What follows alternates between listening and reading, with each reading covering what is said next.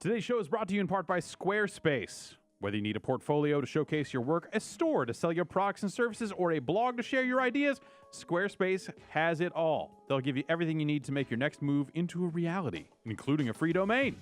Not to mention, with Squarespace's beautifully designed templates and customizable features, creating a beautiful website is a simple and intuitive process. Just add and arrange your content with a click of a mouse. You probably have a mouse. Start your free trial today at squarespace.com and enter the offer code BOMBCAST to get 10% off your first purchase.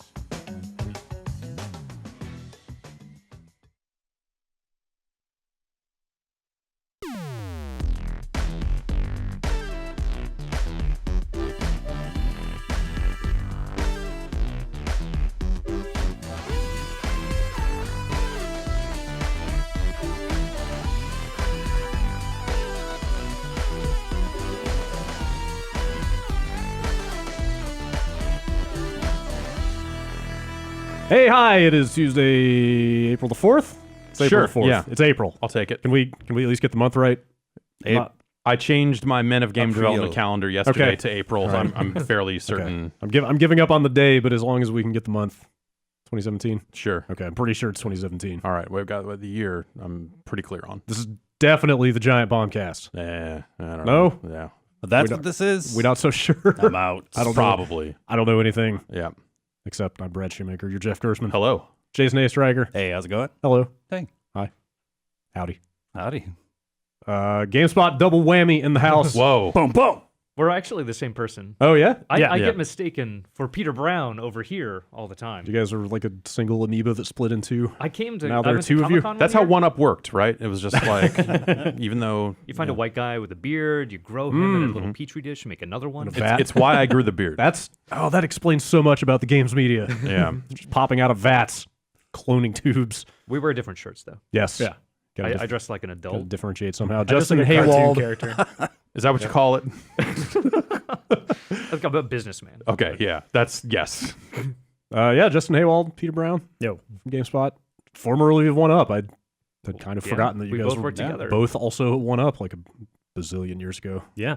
When were you guys there? 2008. Okay. Around then. It was like toward the end. It was Toward right the end. before the What- one apocalypse. What was that? Yeah. Was that 09? That was in the spring of 9. Okay. Yeah, I was part of the whole entire video team that got laid off. Wow. Okay. Yeah. And I stuck around, so I was there once EGM was shut down and we transitioned over to just1up.com. I was the only remnant of the reviews team when Ryan Scott and Nick Sutner had been laid off. And so I became the de facto reviews editor, even though I was just a contractor and I had no idea about my place at the company anymore. And they were like, we laid off Nick and Ryan, so do you want to take over reviews? We're not giving you a full-time job. Wow. Like, that's... Okay. Again, just illustrating the value of reviews at big organizations. And it's continued on down the line. Peter Brown, reviews editor for GameSpot. How's it been going? Just wonderful. Everything's looking up. Yeah. Outstanding. Can I pour one out for a 1UP show, though? Like, I Yeah. love the 1UP show. Yeah, and those guys continue to do good work. Yeah, I'm totally. really hungry for their Outer Lands series that's yeah. been cooking for years now. I was going to say that was a crowdfunding campaign. It's like 2 decades ago or something. I feels would have like thought it. that Late 70s. would have happened by now. That's Yeah. the Area 5 guys, right? Yeah, Yeah. yeah. Ryan O'Donnell, Matt Chandronay. Jason Bertrand, Cesar Quintaro, and I think they have one or two other people on staff. They had a very Okay. successful Kickstarter, and and they put out a couple episodes. Okay. All right. Yeah, I feel like I see them tweet like frame grabs here and there, little Yeah. screenshots and stuff. They're great at teasing things. I think they put out a photo of Ralph Baer, They've done a lot of, or maybe that was from a different project. a lot of the stuff they shot for the Video Game History Foundation with Okay. Steve and Frank. I think that B-roll is also being repurposed for Okay. fans. Oh, okay. Got it. Yeah. Cool. Yeah, the 1UP diaspora just kind of like Yeah, spilled all over. Well, the it was- place. flittered all throughout the industry. Well, that was the weird thing. There was always the small pockets of people who knew each other well, and then people who were kind of colleagues versus in the greater thing. And so, from my perspective, it was very much like there was the GameSpot and IGN, and then like Game Informer was always kind of its own external weird thing. And then when we got bought by Ziff, like we were kind of half part of the Ziff family, but the people who were longtime Ziff never thought of us as part of that. So it was always, I don't know. The clicks are very fucking strange. I guess it always Yeah. has been. Even when I interned in 2000, I felt like there was this like really mild, latent kind of antagonism or something there. Maybe that's a strong word. just because you were at GameSpot. I don't know if that got reflected around or if that was merely you, us. Brett. That might be a strong word, but it was like there definitely felt like there was a tiny little bit of standoffishness between GameSpot and the magazine properties. Well, yes. Keep in mind that our time as part of the Ziff family was not necessarily positive. We got the videogames.com domain out of it. Which was fun, and then when we split up, they actually asked for it back. We said no, thank you, and that's why it was called One Up.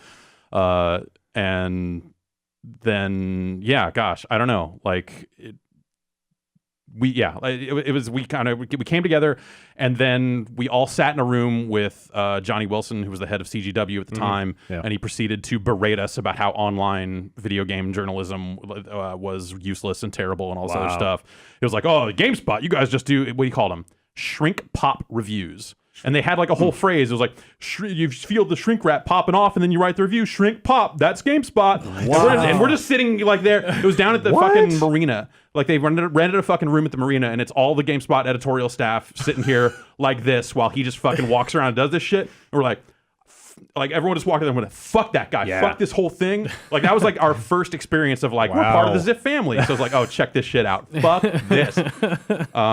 So one thing I think that did come out as a positive of One Up was the podcast. Like there were so many really great podcasts that like One Up. Oh yeah, I always thought that like One Up was like finding good new ways, especially like existing alongside magazines. Like that was a really hard thing, and you saw that early on in terms of just like, okay, well, how, like if the magazine cover is still going to get the exclusive, how much of that do we spoil on the website versus like getting people to buy the magazine or whatever. Like watching that sort of stuff. When One Up came up with the idea of like the front page of the site being like this monthly thing, right? That would kind of be like, hey, we're trying to do the equivalent of a magazine cover on the website. They call it like a cover story. But that was like the sort of the last throw. For them, right? But like that was interesting because that was always the thing that we ran into in those days, like trying to get like big exclusives of like, we want to do like the magazine cover story quality, like reveals, world exclusive, here's this brand new game.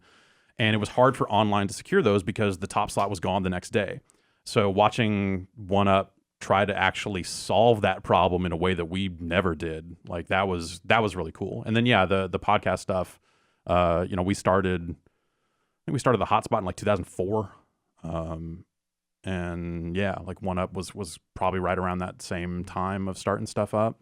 Yeah, I think the flagship show went through many different names. The One Up Yours. Oh, right. Yeah. One Up something else. One Up Yours is the only one I remember.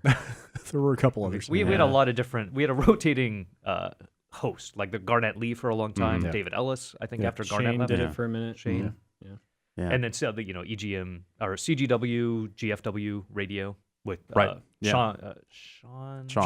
Sean Elliott. Yeah, Jeff Green. And Jeff Green. That was an excellent show. Yeah, that was a hell of a podcast. One of the best, for sure. Anyway, you guys are GameSpot now. So we are fully subsumed into. Yeah, almost 6 years for me. Yeah. Damn. And 3.5 years. I was surprised. I was talking the other day, and they were like, "How long have you been here?" And I was like, "It's been about 2 years." Like that. And they were like, "I've been here longer than that. You were here before." And I'm like, "Oh shit, it's been 3.5 years." Time tends to lose meaning. Yeah. In this line of work, I find. Measure your life by game releases. I was going to say, and at some point you just start marking it by generations of consoles. Yeah, totally. It's like, well, it started when the PS2 was. I remember getting the PS2 debugs in, and it's like horrible stuff like that. Yeah. It's a nightmare. Yep. There's no escape. What have you guys been playing over there, GameSpot? You guys play video games over there? I feel really bad that you guys brought me on here, and literally the only thing I've played for the last week has been The Legend of Zelda: Breath of the Wild. That's okay. I don't have a problem with that. Yeah, that is totally okay. I've been kind of dipping back into it. Also, like I'm probably about halfway through. Yeah, I just picked it back up for the first time since Mass Effect came out. And I just got my Switch, and I've been playing the hell out of it all weekend. I think. For the most part. It's great. I can play it on my commute. I can play it when I go to the bathroom. I can take like a long bathroom break where I'm just sitting there playing Switch so that's what's for going a couple on, hours. Yeah. That's why you can never go into the private bathroom here at GameSpot. I was gonna say it is always full, but I guess people maybe that is why. People just camping out in there for an hour playing Zelda now. Someone with a Switch just waiting outside. Going, come on, somebody left a docking station in there. I really appreciate that. That's smart. Okay, yeah. USB-C. Yeah, hook up a permanent USB-C hook up in the bathroom. Great. It's like a plane now. Just power at the seat. How deep in are you? So I finally beat it this week. Okay. Oh, cool. Oh, wow. I'm about 150 hours. Spent a long time. Damn. Yeah. I have, but I still haven't done everything. Like that's the crazy thing to me about that game is that I still I found a stable that I'd never seen before, and I have about 110 of the shrines, 200 Korok seeds. Like I felt like I was meticulously combing every area, and I still how am I 150 hours in? I beat Ganon, and I still found something I've never seen before.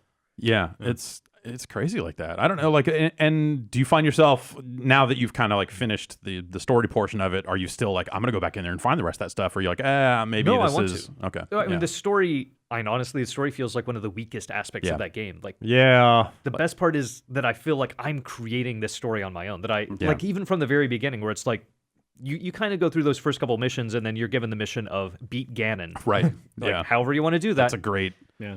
We should have a wiki page. So I'm trying to think of other games that have done that, where it's the first, one of the first quests they present you with is the last quest. Yeah. We should. Other. That's not the first time I've been playing through that game and thought we should have a concept page for thing from Zelda. Yeah. Games that not only give you that in-game quest immediately, but allow you to actually go do it if you can find a creative way to figure it out. Yeah. Because people have been speedrunning this game. It sounds like it is possible to beat the game under an hour. Pretty much as soon as you get the freedom to go there, you can go do it, right? It's just that the enemies are going to be completely work you because you have no health. And There's stuff. a lot of good items though in Hyrule Castle. Yeah. So if you can get there, you can get the tools you need, and you just got to be a good player. I've had 2 quests in Hyrule Castle since the first 2 hours of the game. And I keep looking at those, going should I try to get in there? It's so should I try to foreboding. go? Should I try to go get that cookbook? They're you can find these great weapons and some recipes, but you're gonna die. Yeah, is it actually worth doing? Yeah. Oh yeah. Yeah. I have. I'll put it this way. I have 6 hearts. Is that? I mean, tiptoe your way in there. You have to get past a lot of guardians and a lot of this sort of dangerous ooze at first. But even if you find just a couple weapons, those are enough to get you further in the main world anyway, and then probably further in the castle if you feel like. Yeah, it's the best dungeon in the game. Maybe I should go poke around a little bit. I'm for me, the slowest, the parts of that game that make me want to put it down the most have been tied to the main story. As much as I like the first dungeon I did, and then kind of seeing that each of the subsequent dungeons would have a very similar hook to it. Now that I'm on my third dungeon, I'm putting it down a lot more frequently. I'm just all right, I found one of the machines to turn on, and all right. But when I'm just running around doing stuff, doing shrines, I finally just fast traveled out of that dungeon. I was fuck it, I'm going to go.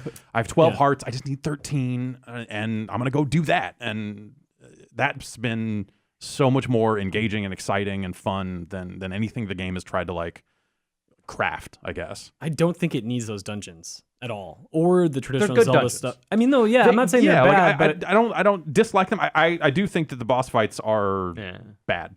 In the two that I've seen so far of the 2 dungeons I've finished, it's been this is my least favorite part of this entire game.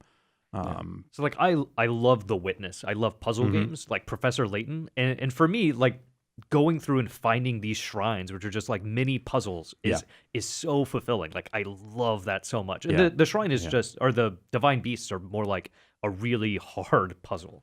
Yeah, and I like that they're not super combat heavy. That's a kind of a bold choice in a way of just hey, here's even the big tentpole parts of our game are not necessarily going to be there are boss fights, but along the way it's still very much oh, there's a bunch of goop here, I need to find the thing, and we just need to make our way around and logic this out.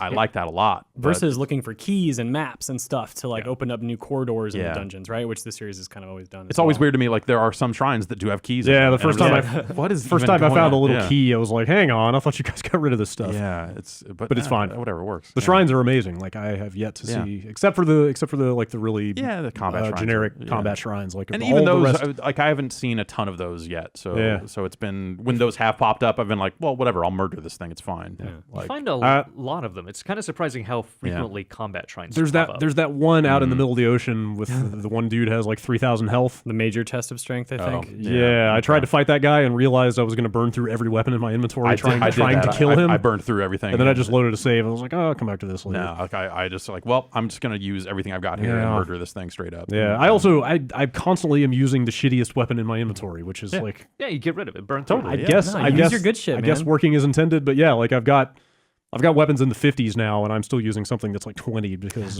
I'm sure I'll need those weapons for something else later. I'm not using them. Apart from like rusted items, you're gonna stop finding low level items as you go about the game. So I mean, I think because I know like the enemies they scale up the more you fight them. I think the more you use certain weapons, the more you begin to find the graduated versions of them. Okay, and then it's like, isn't every blood moon like doesn't the repopulation doesn't stand a chance, like it kind of tears up or something like that? Oh, interesting. So you'll find like a group Does of... it tear up or does it like repopulate? I know I think it repopulates, but but I think as you get deeper in the game, it starts repopulating the world with tougher stuff. I think that's right. And that's why you get the better weapons. Yeah. So, Right. Okay. I So think you'll still find like a group of red bokoblins, but then there'll be one silver one in there as well, and he'll have royal weapons. Like so at my point in the game, like I'm just walking around the main world. There are plenty of like super easy enemies, and then there'll always be one or two who have like really good shit. I'm like, oh, I need this for me. I'll keep that.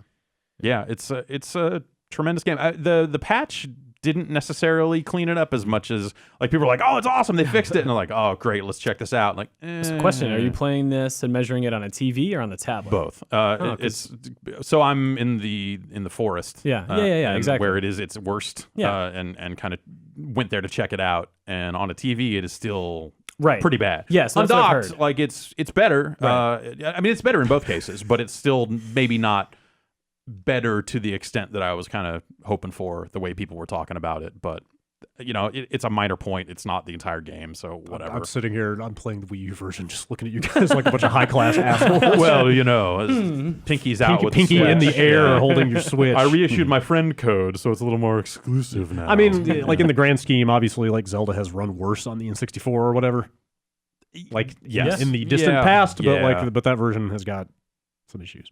The bigger issue, one of the big issues for me, is that I played so much that I was going to jump in. I was like, going to take a break. I was going to play some World of Warcraft.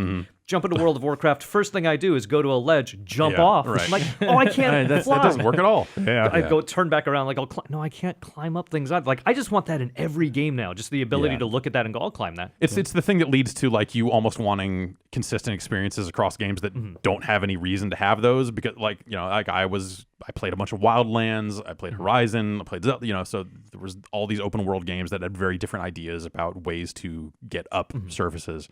And yeah, there were definitely cases in Horizon where I'm like, I need to get away from this thing. Like, oh, I can't do it this way. I'm dead. Like, can't jump over something waist high in that game. Right. Yeah.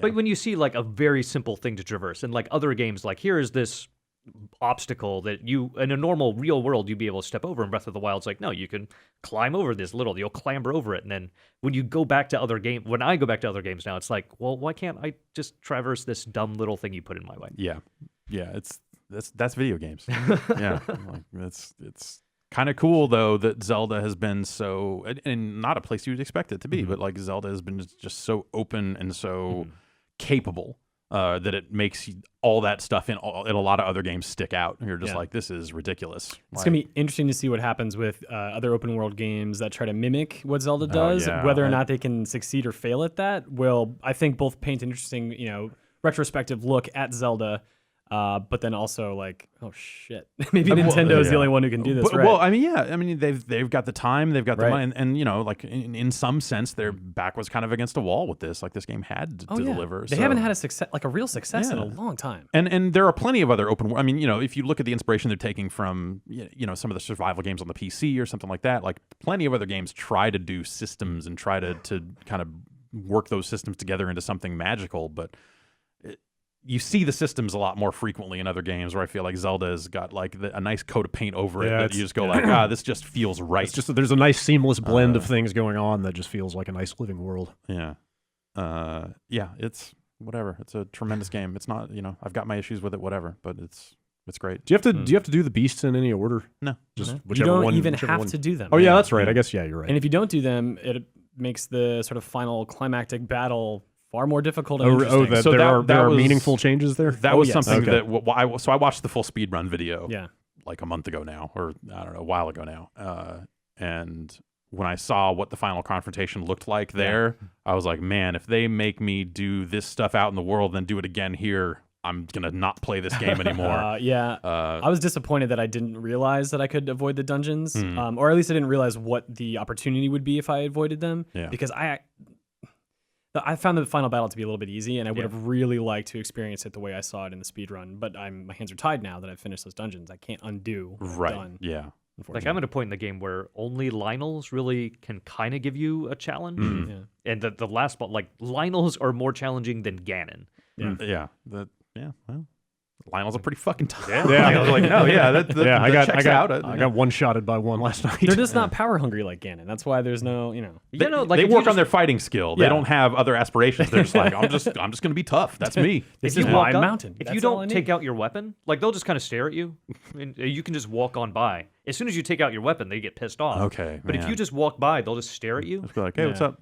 You want some? No? All right, cool. All right. I didn't think so. Are there Keep walking. good gameplay reasons to? So I'm on the elephant beast, or like I got to him. I basically got to the point where it looked like I could kind of walk up to the trigger and start. I have no idea what the encounter is, but I think I'm right there. And I needed one more shrine to go get another heart, so I was like, I'll go do this, and then of course that led to like 2 hours of getting distracted by other stuff. But are there like gameplay progression reasons to do those beasts earlier? Like, do you get stuff? Bonus. They're gonna cool stuff. They're gonna give you an ability, and they're going to make the final battle easier. Okay. Well, I'm less worried about the final battle. Like, obviously, I'll do them eventually, but like, I'm just wondering, like, are there like quality of life things that come out of the beasts? Absolutely. Because if you're spending 80% of your time just like climbing around to get shrines and stuff, like, it would be nice to have whatever bonuses those are. I think when you complete the elephant, you'll be disappointed that you went off track to go find didn't do it earlier. Apparently, I also missed an NPC that most people find like super early on that gives you something good in that vein. Hestu? Yeah, I don't think I I've... little root guy. Yeah. He's hanging around a river sort of above Central Hyrule. Oh, yeah. Or to the west of Central Hyrule. I saw some people on a forum talking about it. Yeah. I think basically they were saying like if you follow kind of what the game considers like the critical path to Kakariko, you'll run into that guy automatically. But I was like... I did, I can't... So I was so off the beaten path by the time I got... I went like kind of down and around and came at that village from the other direction. So I never saw that guy, and I have no idea what the thing is that he gives you. You give him poop, and he expands your inventory. Oh man! All the little poop you've been finding. I have so much poop to give. Maybe I should go do that.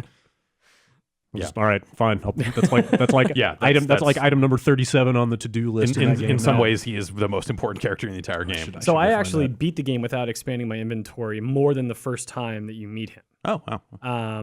Which made it a little more challenging than I think it probably would have been otherwise, because I wasn't rolling with like a dozen weapons. I had like 6 at most. Wait a minute, is that the Korok dude? Yeah. Oh no, I totally met that guy. Oh, I thought they were talking about somebody else. No, okay, never mind. That has to. But I don't know where he went. He went to the middle of Hyrule Forest. Okay, he goes like around. First. He goes. Okay, I've got like 30-something seeds now with nothing to do with them. Yeah. I kind of.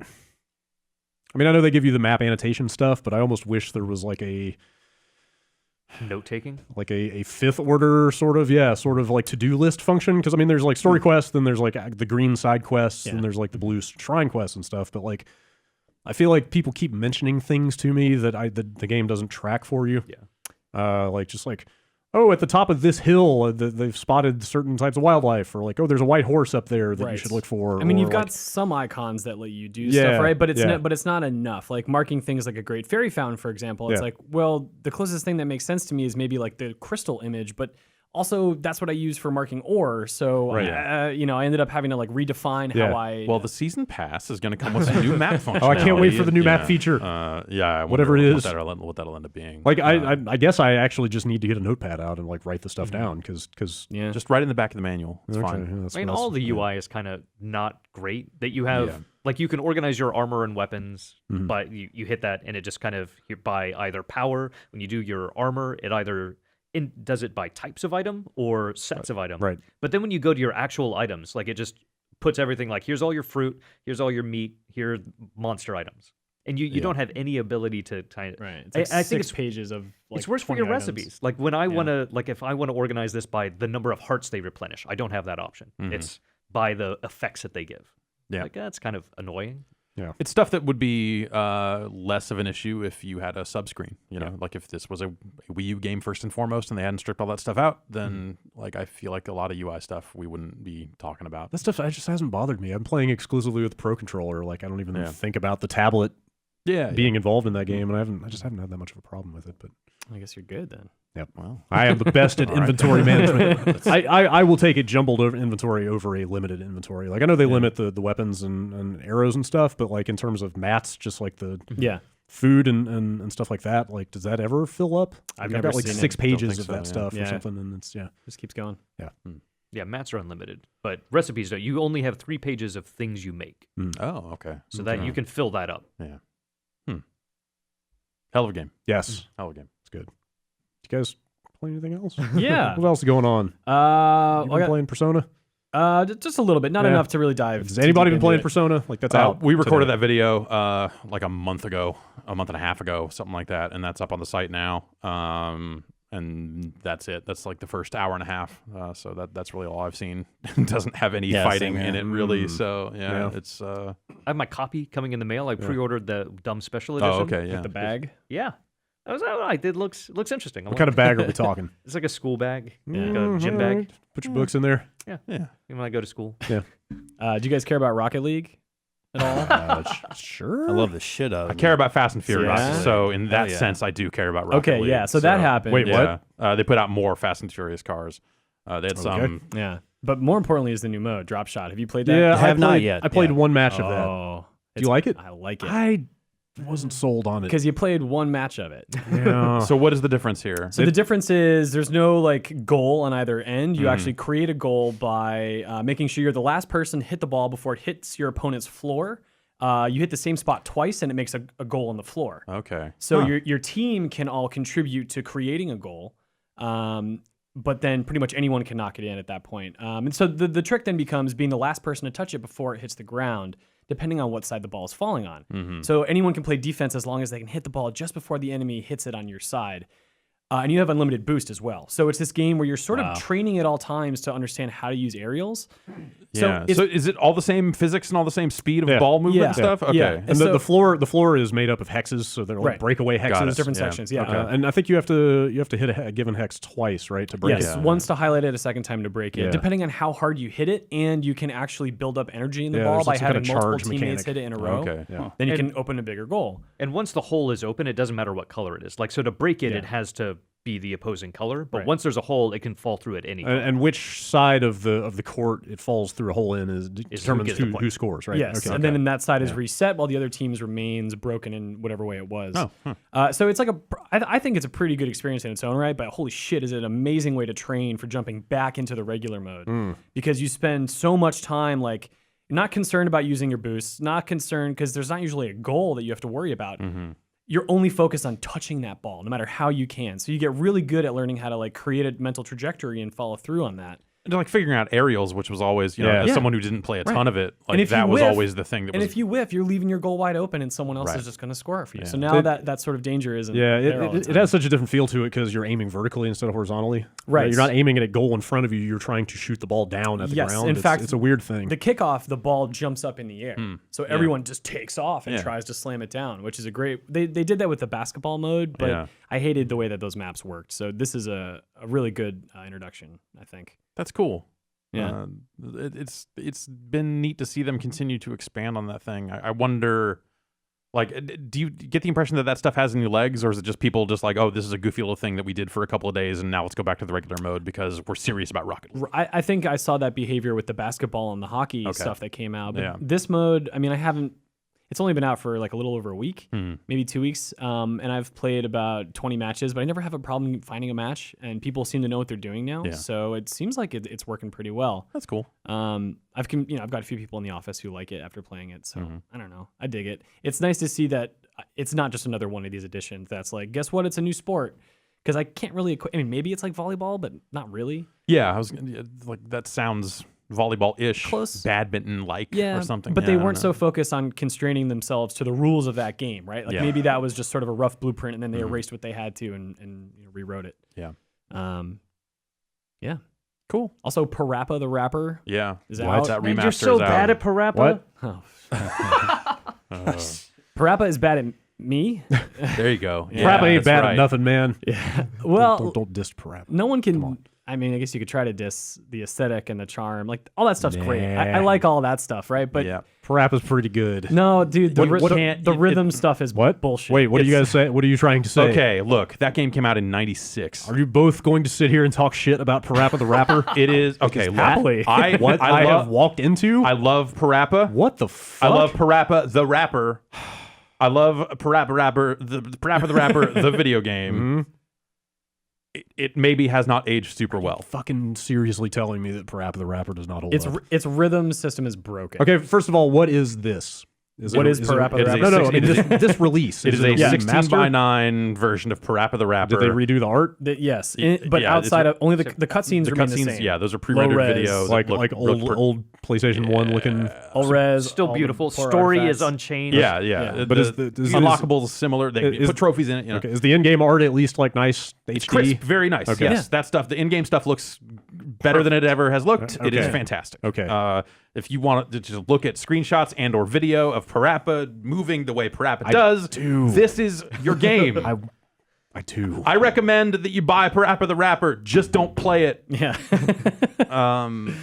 Yeah, because it's. I mean, that game was very hard to play on modern TVs because Yeah. the timing windows Yeah. of the original game were very tight. Yes. Yeah. So it feels like they have loosened that stuff up a bit, but I still feel completely, and I felt this way with the game originally. There weren't a lot of games out there like it, so it was easy to dismiss. Yeah. But when you fail to match the rhythm, it is incredibly terrible at telling you why or what it is looking for or what it is expecting. And you know in your head, you're like, dude, I was on the beat with that rap. Even there are yeah. cases where like Are you the saying- way PaRappa is rapping is Sounds- appropriate, Yeah. and it is like no, and then Awful. there are cases when you are nailing it is for video game purposes, but PaRappa sounds like it's just this chopped together samples of bullshit. You would argue that you were rapping cool. Oh. Yeah, And you the game disagreed. sometimes you rapping cool, and the Yeah. game is like, no, you rapping awful. Yeah. I love the game so much, and I had to help Peter out getting through some songs, but it is really annoying when you're doing it right and PaRappa just sounds like absolute shit. Yeah, I mean, I remember That that. pisses me off. In I don't that, right, or in that, it's just that and that was a problem with the original game. But again, it was a different time. Yeah. I love that. When did that game come out? 96 in Japan, 97. Yeah. Dude, what? That was one. I think even worse than the revelation that PaRappa does not hold up is that it's fucking over 20 years old. What? Yeah.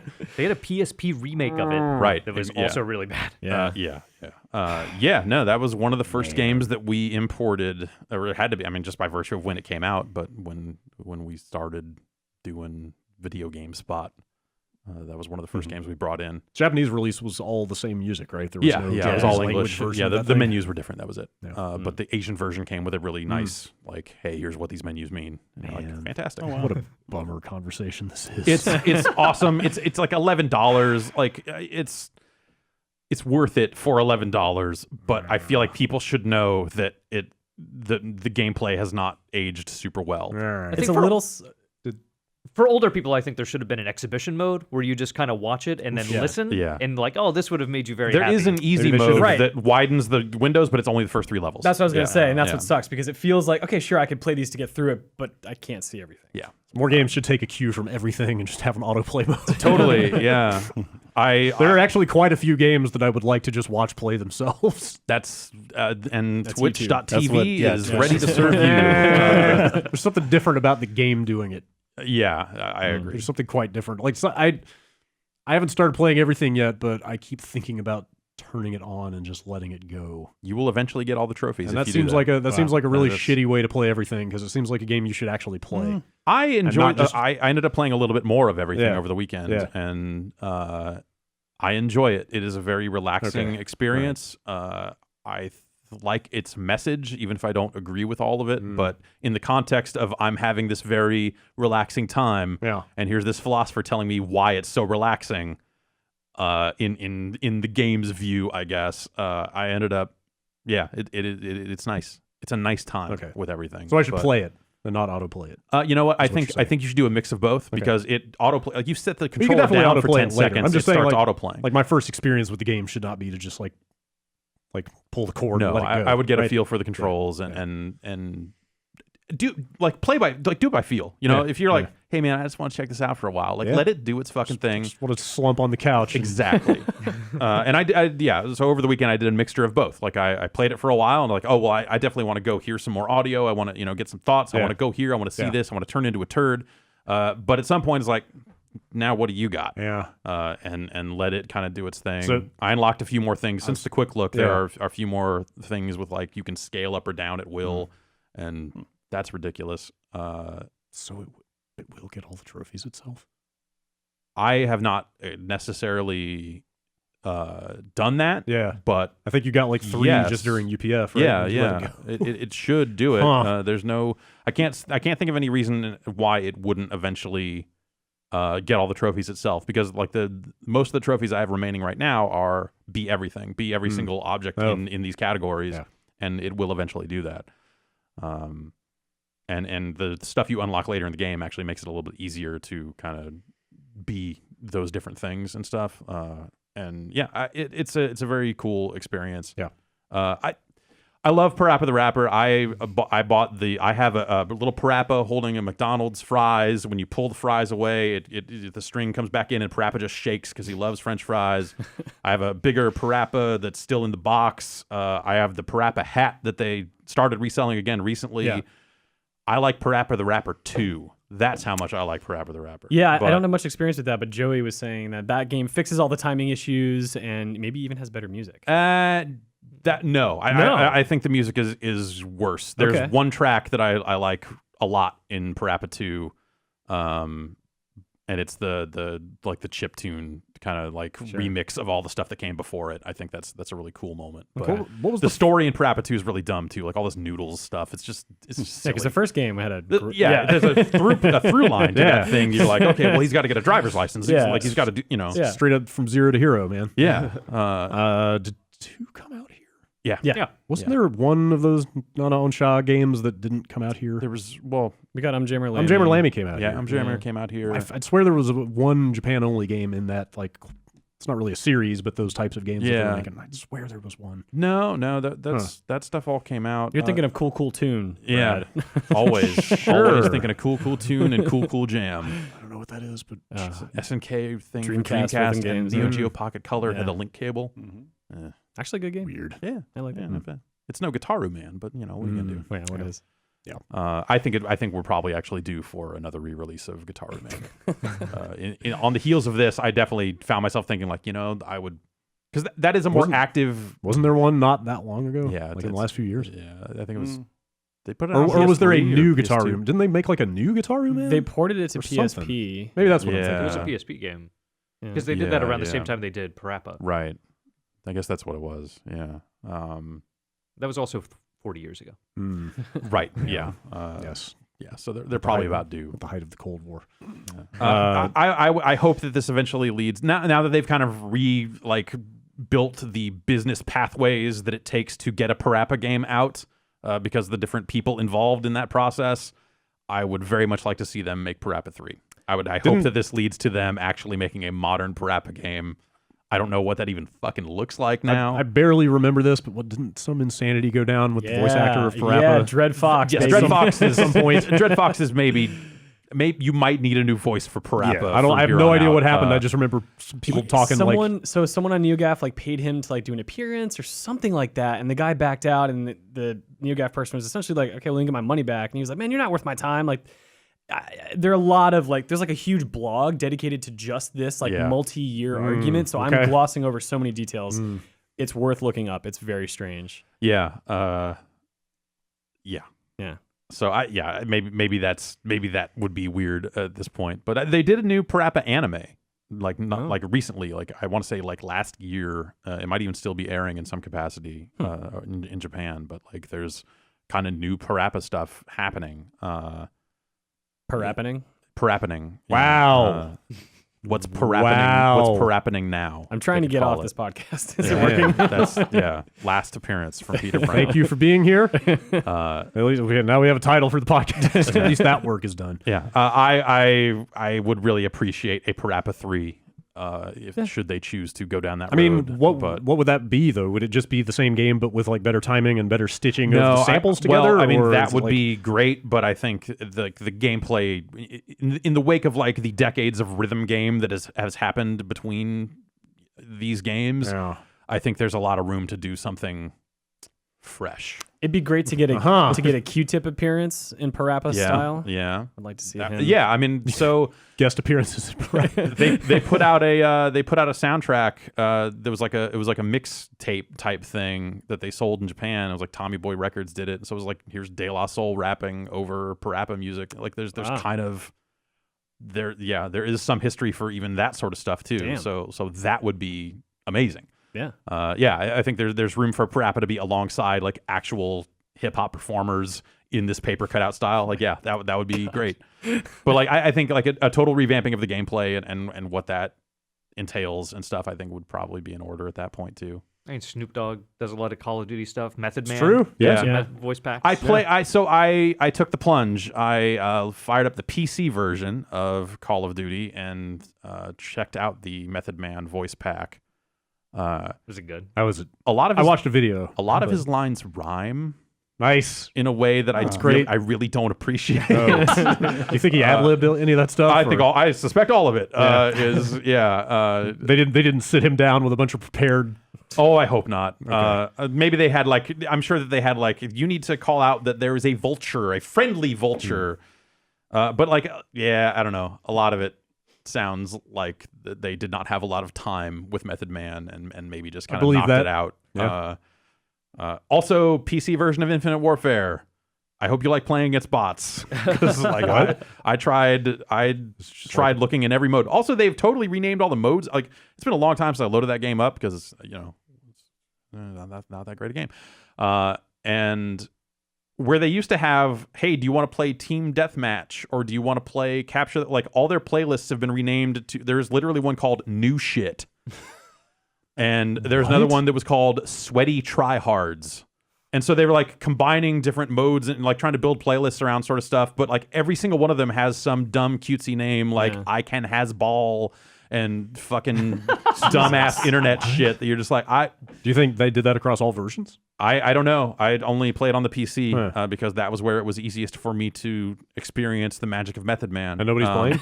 And I did not match into one game. Granted, I was playing, during a work day, so maybe that's not a high traffic time for that game. But that PC version, the player count has not been great for a long time. But I don't know. They also released alongside, did not get as much press as Method Man, but they released another voice pack that is Ghost from Modern Warfare 2, which I thought was like kind of a cool thing, just not the game I would want it for. And Pam Grier, I think, is really for part of the zombies for the pack? Zombies thing. Okay, yeah. From Jackie Brown. That's interesting. I can't. That's a choice. Truck with the zombies stuff. I don't know. I think the Snoop Dogg pack for Call of Duty Ghosts was superior to the Method Man pack. Just to weigh in on this. I think you're gonna start some beef. Look, I don't want to cause trouble, but I feel like Snoop had a little bit more to say. Mm-hmm.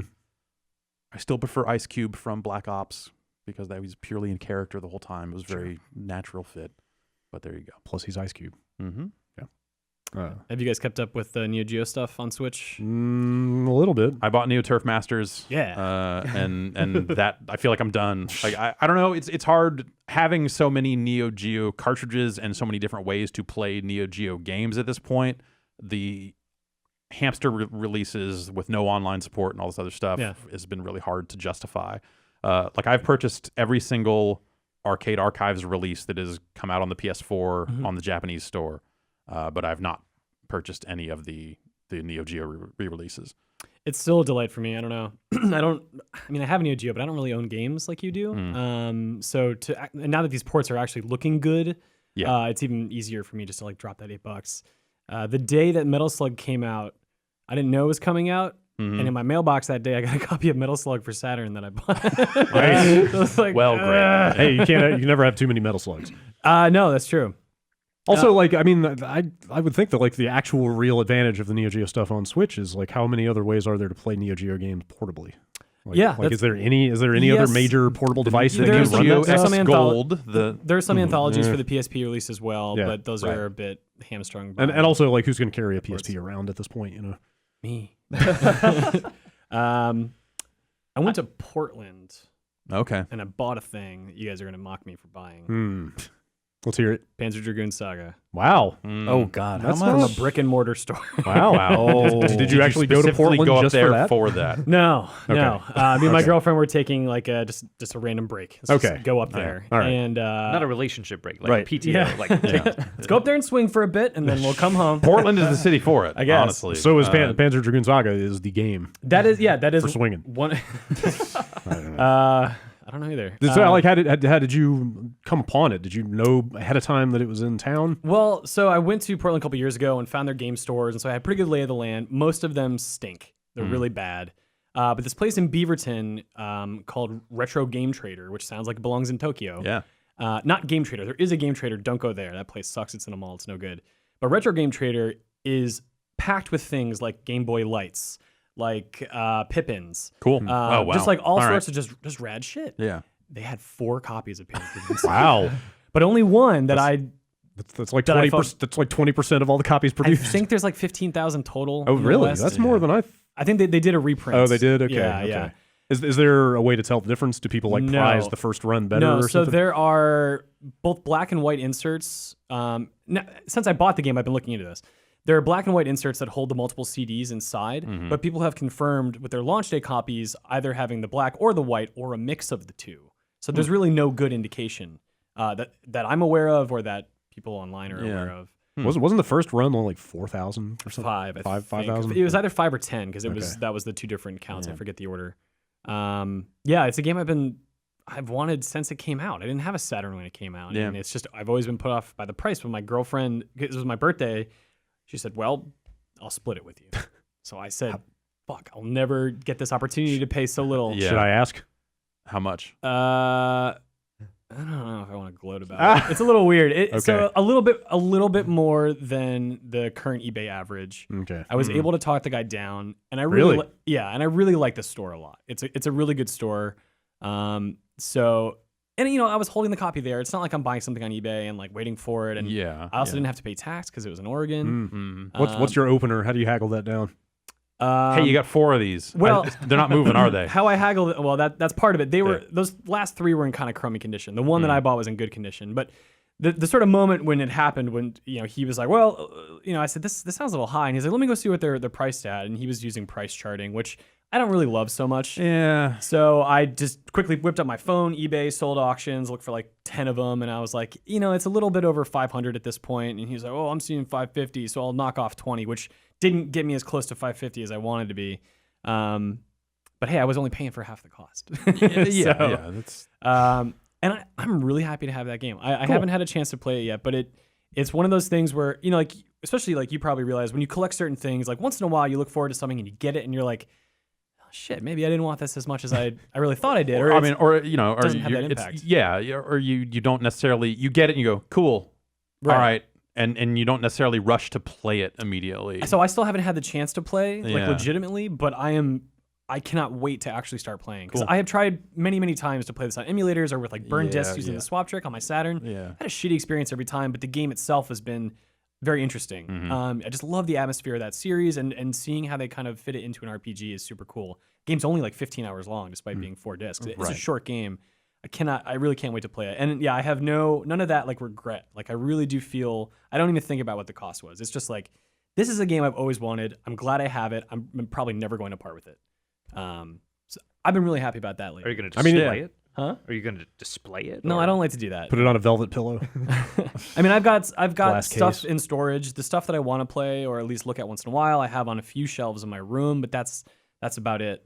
But I kind of want to like do something with it after I play it. I don't just want to play it for my own gratification. There's not that, like, people have nostalgia for so many things, Right. But for a game that's as revered as Panzer Dragoon Saga, you don't see it talked about. I mean, all over the it's place. that game. Correct me if I'm wrong. Like that's in the upper echelon of rare ass games, right?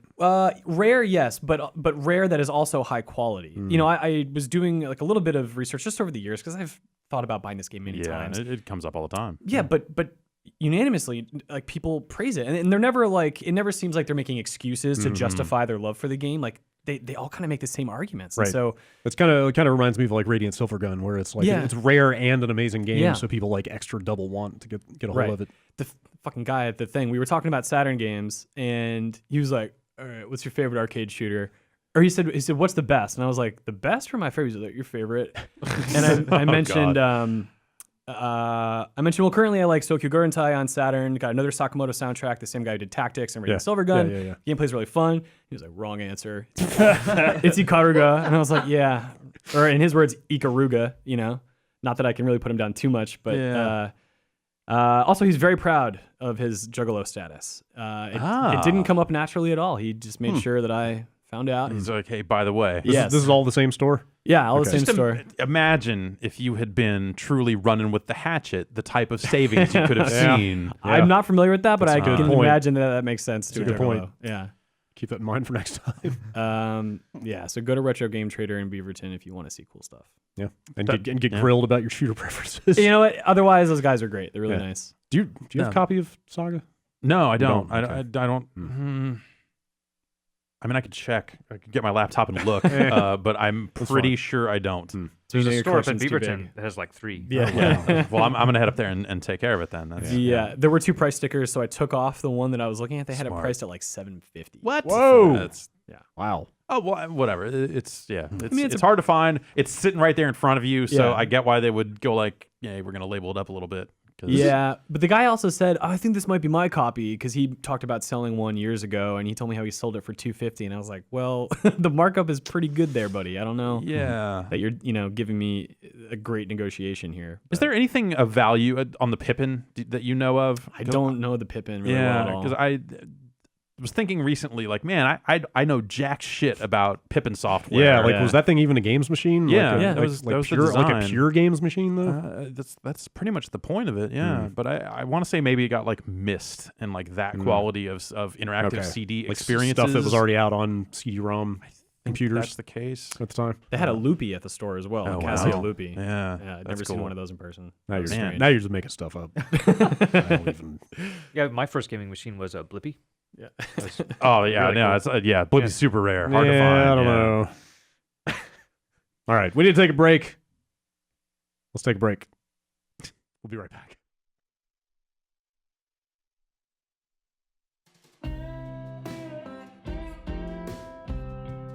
The World Wide Web. Worldwide? Yes. Is that anything like the World Wide West Side? It is a lot like the World Wide West Side. Oh, okay. In that it is a W. Oh. You can throw up a Throw W. up the W. Throw up 3 W's. The WWW. By creating your own website. Now, this is going to be easier than setting up shop on the World Wide West Side. Oh, yeah? Getting on the World Wide Web out there. Oh, yeah. I've heard it's not a pleasant place to be. Hey, you know what? It's the mean streets. There are winners, there are losers, you know? But everybody wins when it comes to Squarespace. Oh, yeah? Oh, yeah. Squarespace lets you get on the World Wide Web very easily. They've got templates in place. With the click of a mouse, you can put your content on the World Wide Web. What kind of content are we talking about? Well, what kind of content do you have? Because they can handle a portfolio. If you got a store, if you're looking to sell some stuff. Yeah, some bootleg t-shirts. Hey, whatever you got. With like, you can't touch this on the front, whatever you got. Yep. You can sell your products and services. You can start a blog to share your ideas. To pass around bootleg t-shirt designs. Exactly. Okay. If your ideas were too dangerous to be hosted on someone else's platform, host it yourself. That's right. Create your own website. Yeah, I will. With Squarespace, you can look like an expert right from the start, and you can even get a unique domain. I heard the .fun exists now. Does it? Yeah. All right. That's what somebody on Twitter said. Well, and you can trust that. Well, that's where I get all my news. About domain registrations. About domain registrations. So that sounds fantastic. You can strengthen your brand with a unique domain, and Squarespace will throw one of those in if you sign up for their services. Okay. They got templates. There's nothing to install or patch. All this other stuff. It's like they're your own IT department. They'll help you if you run into trouble. 24/7 chat. Okay. So when I go register fun.fun, I'm gonna bet that fun.fun might be taken. I'm just gonna type it in here. It does say that nothing comes up, and I'm starting to think that maybe this whole .fun thing that you're talking about might not be true. Oh, okay. Unfortunately. All right. Well, but Maybe Squarespace can give me some info. All right, well, we can hope. We can hope. Yeah. Make your next move your best move. Start your free trial today at squarespace.com. Enter the offer code Bombcast to get 10% off your first purchase. Again, that's Bombcast.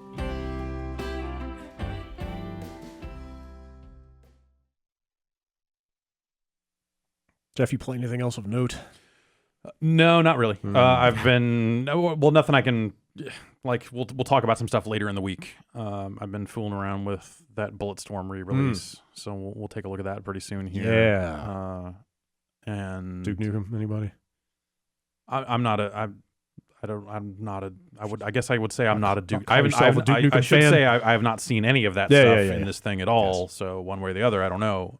But it's hard to be a Duke Nukem fan in this day and age. I would assume. Yeah, I don't know anything about that stuff either, other than, I mean, like, if people don't know, I think the feature is you can now play through Bulletstorm as Duke Nukem. Yeah, I think they've rewritten a lot of dialogue to. Seems like a weird mix. They're referring to as like Duke's Tour. Is that a weird mix? Yeah, because that game was made by People Can Fly Oh, sure. for but EA. I'm just talking. And like Duke Nukem is a tonally. 3D realm stuff. Like, yeah, Well, to the tone. but And I know Gearbox is the unifying factor, Yeah. obviously, but like those two franchises never had anything to do with each other. Sure. But also, Before. like the language in Bulletstorm, I can say, like having been playing it recently, like that's the same as it was in the original release. Yeah. Go back to that stuff, you're like, Yeah, oh, yeah, this yeah. is Yes, I this I is know. vulgar in a way that few Sure. games are. Sure. And Yeah. that's I guess I could see that stuff lining up. so yeah, like the attitude of it is not necessarily too far off from Duke Nukem, though I would say that Bulletstorm has a little bit more of a kind of drunken space pirate swagger to it than Duke Nukem has. Yeah. So I don't know. I'm curious to see that content only because it just looks like a fucking train wreck. I don't know. Like that's the whole idea of like we own Duke Nukem and have no idea what to do with him. So we're going to publish this thing that is maybe slightly Duke adjacent, Duke influenced, and throw Duke into it. I do want to see that thing. Yeah. The way you talk about that, it makes me want a Metroid game with a drunken space pirate done in the style of Bulletstorm and Duke Nukem. That would be Like Samus just kind of like just Samus just fucking wasted and she's just fucking shit up, and that I would play that game absolutely, 100%. So I've been messing around with that a little bit. Gosh, what else? A couple other things that are not quite out yet. All right. All right. But yeah, We will stay tuned then. I will say, but I will say, I got my ass handed to me by a Korean Tetris player last night. Okay, now I see. And we'll talk more about that in a couple weeks. I think I see where this is going now. I got fucked up in a way that I didn't even know you could get fucked up that bad at Tetris, but damn. Okay. All right. So, yeah. Jason, Yo. you play stuff? Nothing really of note. Like, dove into Zelda finally after getting my Switch. I see what everybody's saying. The game's pretty good. Had you, like, I know you got it on the Wii U, but had you not put any time into it? Maybe about like a half hour or something like that. And I really got it for Lisa, Okay. so she could play it in bed on the Wii U. Yeah. Other than that, I put it up Guilty Gear Revelator Okay. just because that game still fucking it's so gorgeous. And I'm no good at that game, but I will hop into training mode and I will just fire off everybody's like instant kill just to watch the anime effects. It's so good. Yeah. And Revelator 2 is coming out pretty soon. Oh, okay. It's out in arcades right now, I think. So Did you see Rock Howard coming to King of Fighters? Yeah, dude. Yeah. Like, kind of awesome. Yeah. Like, I they wish kept a lot of his win poses and stuff. It Yeah. looks and feels like Rock, man. That's In exciting. relation to geese? A little Yes. bit. Yes. Okay. Yes, in fact. Yeah. What is the relation? It is It's a Geese son. Howard's son. Okay. But raised by Terry Bogard, so he's got a mix of both their wow. moves. Okay. He's got two dads. Yeah. Very progressive. My two geese. Yeah. Geese. I have not played King of Fighters since they did their graphics touch-up work. I know they were putting It out all these looks comparison shots a of just lot better, yeah. facial features and stuff. But, Yeah, 4 new DLC characters coming out. Yeah, Rock's included in that. New it's like stage Rock, and stuff. Vanessa, and a Whip. Yeah. I forgot the last one, but yeah, good cast. The guy with the turtleneck, the black turtleneck. Yamazaki. Are those, I are think these it's like Yama- paid DLC Ben- add-ons? no, not Benamar. Or are they just adding characters? I think they're just adding. I thought the Are they characters paid? were paid. Yeah. I assume they're paid. I don't actually know. I would assume so as well, Yeah. but I'm not sure. The news of Rock Howard was enough for me to go I'm gonna download King of Fighters again, but I don't know if I'm actually gonna boot it up because I just couldn't get into it when it came out. It was like this is a cool thing, but it just didn't stick. It's a really well-made game. Like it plays like an old King of Fighters, I think. And I guess like, you know, what did they had their netcode? I think last time I played it was before they even had like a netcode patch out. So maybe that's come a long way too, but I didn't have a great experience with it. I still, see hit or miss reports. Yeah, on that, yeah. Kind of unfortunate, but yeah, that's really it for me. And not to like just gaming weekend. Not to just go like fighting game news before we talk about news, but did you see this Arika game that they're supposedly working on? It looks so good. Like it's just straight up like got characters from the EX games. And Oh wait, I saw something about EX characters in video, but I thought that was an April Fool's thing. so no, that was not That's the thing. Like that hang news on. came out like April 1st, so Yeah. naturally, I saw everybody was just I saying, thought it "Oh, was this is just an some April dumb Fool's. April Fool's thing." No, it's like a mix of like kind of their work with EX and then also Fighting Layer, which they did, and it's Now I have to. Well, apparently a thing they're gonna do. I have to pull this up now. They put it out as, and it, like the video was an April Fool's joke, but they just messaged it badly, where it was like the reveal of the name was supposed to be the April Fool's joke, and no, this is a playable thing. This is actually an actual thing. But everybody thought it was the entire thing was a joke. Yeah. And then that was, you know, like I saw that get lumped in with like some other April Fool's thing for like an alpha collection or something. So it was like, Street Fighter hijinks, assholes. But no, like that one was apparently real. So the alpha was real. No, the alpha's not real. Really? You sure? Yeah. I don't know. Fuck it, April Fool's. Is this is the video? I assume. Yeah, that's the one. Who is in this of note? Like, who matters in this? Garuda? Is that his name? Yeah, it's right like there. That guy. Look at that He's fucking red. guy. No Skullomania. No Yeah. Skullomania. But Way to break our hearts. But hey, you know, it's early. I know. I mean, you don't wheel out show your hand, Skullomania right off the bat. You Exactly. gotta You save that. Save the That's- big guns. Yeah, Hokuto is also from EX. Yeah, I remember her. I would assume D Dark also is one to hold back. I would love to see D Cracker Dark Jack. and see Jack showing up. Does this have a name? Is there like does it? Anybody know what this actually is? I don't know that they actually Yeah. said. Wait, really?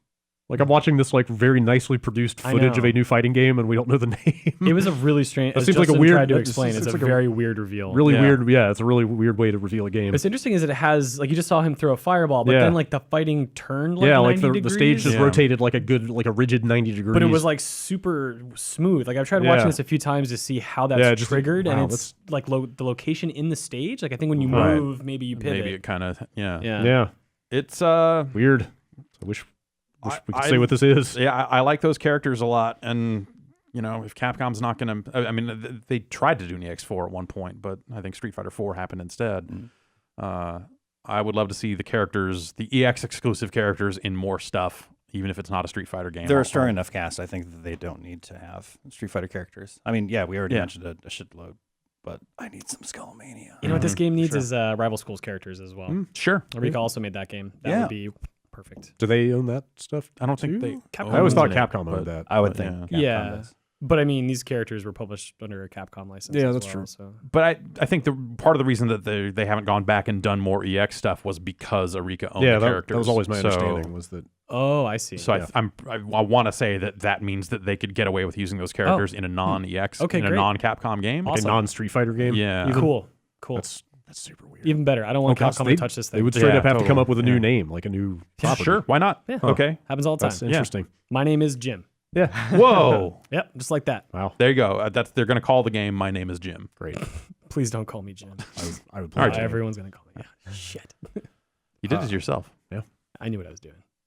Before we move on to news, has anybody played Rain World at all? I watched Miguel play it, and it looks like a real frustrating game. It is I have been trying and trying. Did you like, crack I'm, that nut like, yet? banging my head into it. No, it is one of the most inscrutable games I think Yeah. I have ever played. So you made some progress, so we're gonna tick this wheel forward. But when you die, we're gonna tick that wheel back. And I now don't know you what can't- I don't know what the wheel means yet. It's somehow. or any of the symbols, although I think Right. I have a hunch, but I haven't like found enough evidence to bear it out But yet. it seems to me your progress along that wheel is what allows you to open doors. That's what I think. so but- even if you get past and I the opened thing, the first door, but I still wasn't sure why it opened because it didn't open the first time I got right. there. But it also moves when you hibernate, right? But when you Yeah. hibernate, don't things also reset? So no, I think you're advancing time a day. Yeah, we clearly don't know. Yeah. Rain World, it's a survival platformer. If anybody hasn't seen it, it's like the movement is like the animation is like very physics based. Like Yeah. it looks really You're like a cool. wet sock. Yeah. flailing around a Yeah, screen. you're a little slug cat. Oh, that's what it is. Inscrutable can be a positive or a negative. Yeah, Is this it fun? can, but I think this goes. I don't know if I'm ready to say it goes too far. but it might go too far. Like That's the word on the it street. feels yeah. So like the reviews were kind of middling, and I was really looking forward to this, but like it kind of feels like they looked at Dark Souls and they were like, that's not obscure enough. Like Dark Souls tells you too much. Like we're gonna go even further than that in not communicating what any of the mechanics are. No item descriptions. Hey, hell, no items. Like, Let's just- yeah, kind of. Yeah, like it's a game about like climbing around and finding food to eat, and the loop is basically like you go out and find enough food while avoiding these predators. They're always coming after you, and then once you've eaten enough food, you can go back to where you slept and sleep again. Story of my life, man. But if it rains and you That's don't get every out of there, weekend. you're Yeah, dead. and if it, so the rain has been like maybe the most like oppressive part of it, because if you're caught out in the wrong place when it starts raining, you're just dead, Yeah, man. and you just go back to the last save. Missy Elliott knew what she was talking about. Yep, totally. But yeah, like no verbal communication in that game at all. Like there's a little bit of symbols that pop up here and there. There's a little like pop up tutorial dude, but like I don't know what any of it means. Or are you going to look online, or do you feel like No, that's... like I feel like I would be just sort of trivializing the entire game if I just go read like the info dump of like here's what everything means and how it works. So I guess I'm gonna keep banging my head against it, but like It's Yeah. a great looking. yeah, it game. looks Yeah. like I like basically became aware of it by the animated GIFs that were floating around. I was Yeah. like, man, that animation looks awesome, and like it sounds like it's like hard in a fun, like challenging survival-y kind of way. I watched Vinny play like maybe 5 minutes of it at PAX and was like, this is a very striking looking Yeah, game. yeah. But I didn't walk away from that time with any like real knowledge of what the game truly was. Right. So it was just like, okay, someone has made a kind of cool art platformer. Yeah. Like With another one of these. And 1,600 or 1,200 distinct screens. wow. That's, Really? Okay. Yep. Shit. Dude, what? It's a huge. Are you effing serious? game. Yeah. Wow, man, holy crap! Like, Changes your own. yeah, right? like based on how much I've All right, now you're going to look it up. Now you're like, okay, well, yeah. man, I bet I've seen like a few dozen at most, and Yeah. I've put several hours into it. Man, what a weird game. Cool. I think it's based on my current theory is days of the week. Every time you hibernate, like a symbol roll, they almost Sure. look like kanji, but they're not. They look like. I swear for a second there, I thought you were saying, I think it's based on Days of Thunder. Yeah. I was like, Yeah, I was man. waiting for a movie or something. Hang on. Anyway, whatever. We'll do a video with that eventually. I will have figured it out or not. Maybe we'll just look it up. There was a Days of Thunder video game, wasn't there? Yeah, Like an NES game? there had to have been an NES game, right? That's yeah. This is just a sequel to that. Weather on the track, as it turns out, very dangerous. Yeah. All those oil slicks. Mm-hmm. It gets bad. All right, let's read some news. Let's go through the news of the week. Project Scorpio. Anybody remember that? Yep. Yes, 6 teraflops. That's There the you word. go. That's the whole info dump. Yep, that's basically it. I mean, yeah, like this is basically news about forthcoming news. I guess we're gonna find out something about Project Scorpio on Thursday. Okay. Looks like Digital Foundry and Eurogamer have some big exclusive on it, but this stuff was floating around for the last few days because Windows Central basically said, "Hey, another outlet that's not us has a big exclusive coming on the Scorpio in the near future." That's kind of it. Like we're 48 hours from now, presumably we will know what is in that thing. All right. That's, I mean, maybe not the most interesting. I guess like I want to see software. Like show me the actual difference. Like I mean, the maybe, theoreticals. Maybe they will have games. Yeah. Maybe they will have some footage to show. I would But really hope so. Knowing how Digital Foundry rolls, though, it could very well just be a giant spec dump. This is, I mean, this seems like Microsoft going like, these guys are going to leak these specs eventually anyway, so let's just work with them and get it out there. Maybe, yeah, Like, that could be the case. you know, they're releasing a system that they want to be able to get out there and say this is the most powerful console on the planet, right? Yeah. They want that to be their message. So Digital Foundry has carved These are out the guys to do it, Yeah, yeah. a very good business around this type of console performance stuff. Like I think it all lines up and makes sense. Sure. This stuff probably would have leaked, and maybe it still will. And we still got a It's couple possible. of days. Yeah, we so got 2 days. It's someone what will is bust it? that shit out. What is it? 6 a.m. Thursday Pacific time. All right. The Eurogamer stuff will be going up. Actually, Windows Central did have a couple more details. They saw Forza 7. Okay. Anybody? Yeah. Sure. Yeah. There could be surprises. I don't want to blow anybody's Yeah. minds, but there might be a 7th Forza game. Whoa! for this thing. Whoa! Don't be. What if the inside of the Project Scorpio is scorpions? Mm, Yeah. That's why they call it okay. Project Scorpio. I would be It's all a great for that. anti-piracy measure. Box full of yeah. scorpions. Yeah. Fuck right to repair. Yeah. At that point, like, hey, I got the new Scorpio mod chip, but unfortunately, I was poisoned to death trying to install it. Actually, this Windows Central thing, speaking of the box, said that it will, quote, sport an incredibly compact design. Good. So yeah, I mean, like the considering Xbox One how is large. Yeah, considering how like comically oversized the Xbox One is. Or the the S- original. yeah. The S is fine. The original was like crazy big. But I guess like when I think about how they're positioning this thing and all that type of stuff, it does sound like it would be a very large box. I bet the dev kits for this thing are fucking big. I figured like if the thing is the most powerful console ever made, it would be big with a bunch of vents on it and stuff. And I'm scared about it being small because the last thing I want is another console with a loud fan. Yeah. Blowing when I'm trying to enjoy a game. Mm-hmm. I don't want to have to feel like I need to wear headphones. Yeah. Or worse than that, heat issues or something. You know? Oh, Jesus Christ. Yeah. Could you imagine? They went through that again? red ring Scorpio problems. Wow. Yeah. I mean, today's the 4th, so I mean we're a week into April by the time this news hits. Like they're getting the specs out there a couple months before E3. Yeah. And then presumably E3 could be just nothing but games, right? If you think about like what Microsoft has announced for the rest of this year and like yeah, I mean they have to I'm just saying they're getting the nuts and bolts, the numbers out of the way, like well clear of E3. And again, like just thinking about the timetable of when they're going to release this thing, like those specs will leak imminently if they don't put them out there themselves. So I think they're probably smart to actually just go like, hey, we've built a marketing strategy around the specs to take care of it. So that's good on them for doing that, I guess, for being smarter than others have been with spec leaks in recent history. Yes. Before we move on, Spencer shared a screenshot of Phantom Dust. Wait. In its current state. Really? Yeah. Lots of shadows. Oh yeah, I forgot. That's not canceled. I thought still coming. Yeah, but I assumed it was like de facto canceled. No. So been passed around. There's been a lot of stuff like he's been out there talking about it, but it got passed around and I think reduced to just a remake of the original game. Well, like a remaster. More like a remaster, yeah. Like built on the back of it. I know, like one of the developers working on it said, like, good news, we found all the original assets for the cutscenes, and we're going to render them out, properly. Okay. It's not just going to, like it's that type of product now. That full on new thing is totally gone though. That is the thing that, I think that was. If I remember the stories correctly, it was contentious about what the scope of that project should be, and the developer wanted to make something larger, and now they're no longer working on it. So, it seems like this will be kind of a remastering of Phantom Dust. Right. The very notion that Phantom Dust, of all things, has taken up this much time for the last year or so, and so much discussion around it. Much less this much time this on is a more podcast. than anyone has ever talked about Phantom Dust in the last decade plus. Did is fascinating. Did Yukio Futatsuki work on that game? The guy behind Panzer Dragoon? I don't know. You've got a computer. I guess I could look that up. You don't have to look that up. No. I think there's you a connection already put me on there. the spot. All right. I think there's a connection there. Because that guy has made precious few games. Yeah. Futatsuki, yeah.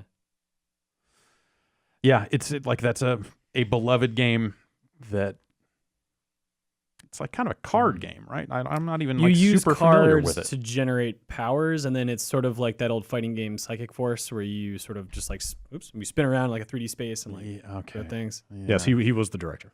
Okay. Yes. Okay. So there you go. If you like Panzer Dragoon, get excited. There you go. This is nothing like that. Yeah. Project Scorpio launch title, a remake of an original Xbox game. They're putting this out. Is it pretty soon? This is going to be out soonish, Okay. I think. So this will be out ahead of Scorpio. Right. But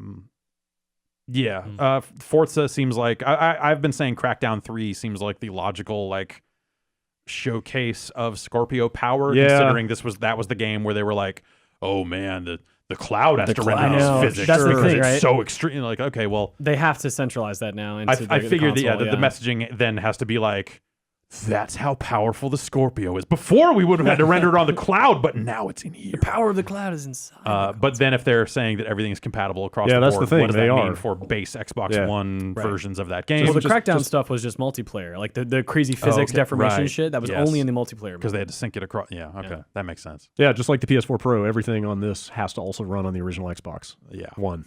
Well, first party is. Third party could potentially make games that are Scorpio specific.